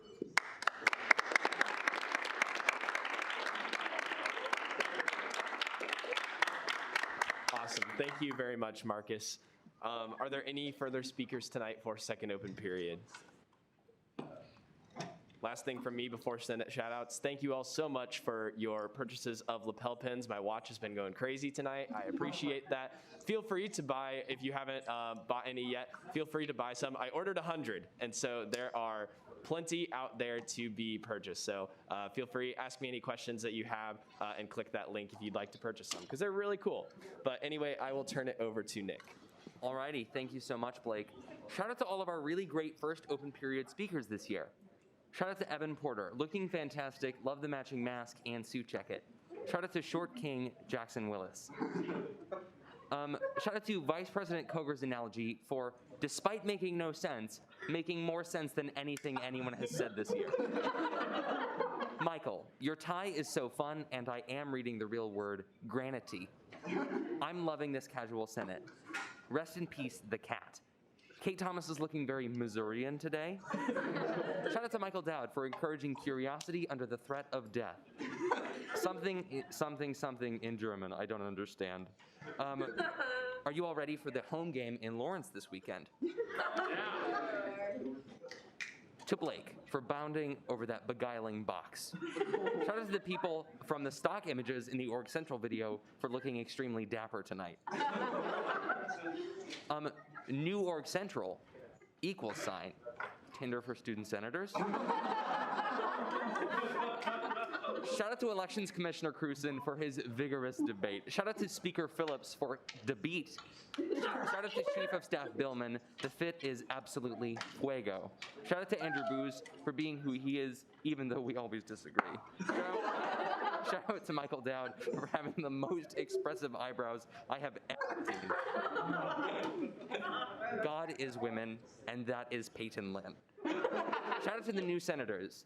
This one was a slow one to start off with. If I were a doctor, I'd prescribe Nick some Xanax after his outburst tonight. I am not a doctor, though. Shout out to K-State basketball. We're not losing to any D2 teams this year. Shout out to Albert, sitting back there all distinguishedly.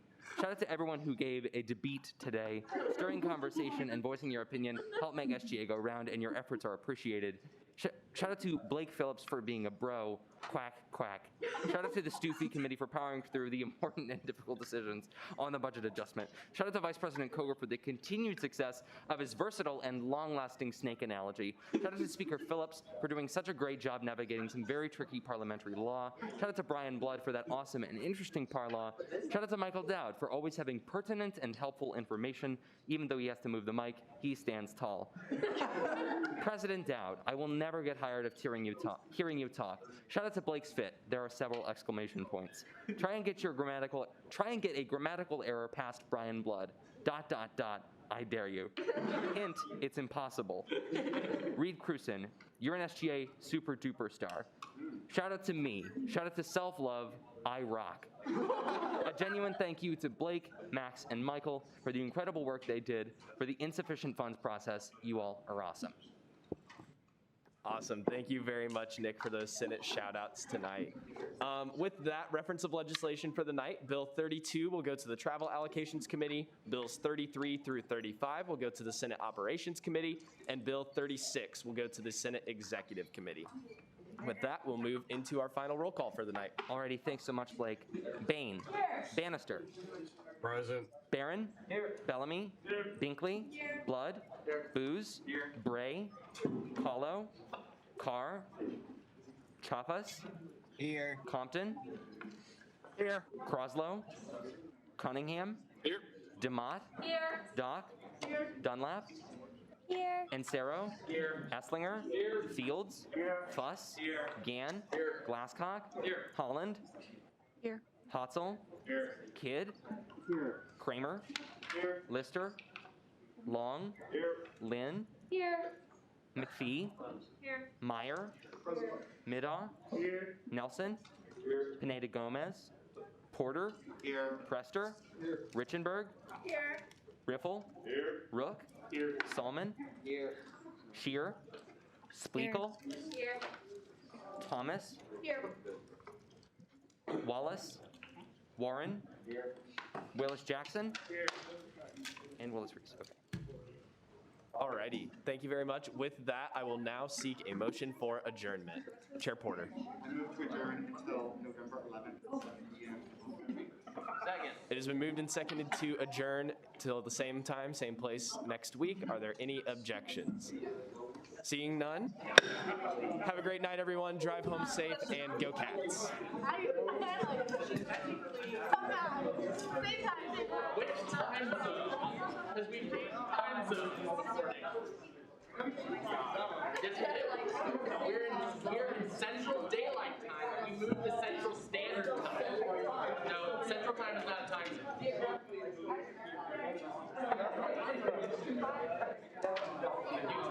It is still going to be 7 p.m. There's Central Daylight Time? Regardless of the time zone, it will still be 7 p.m. Okay.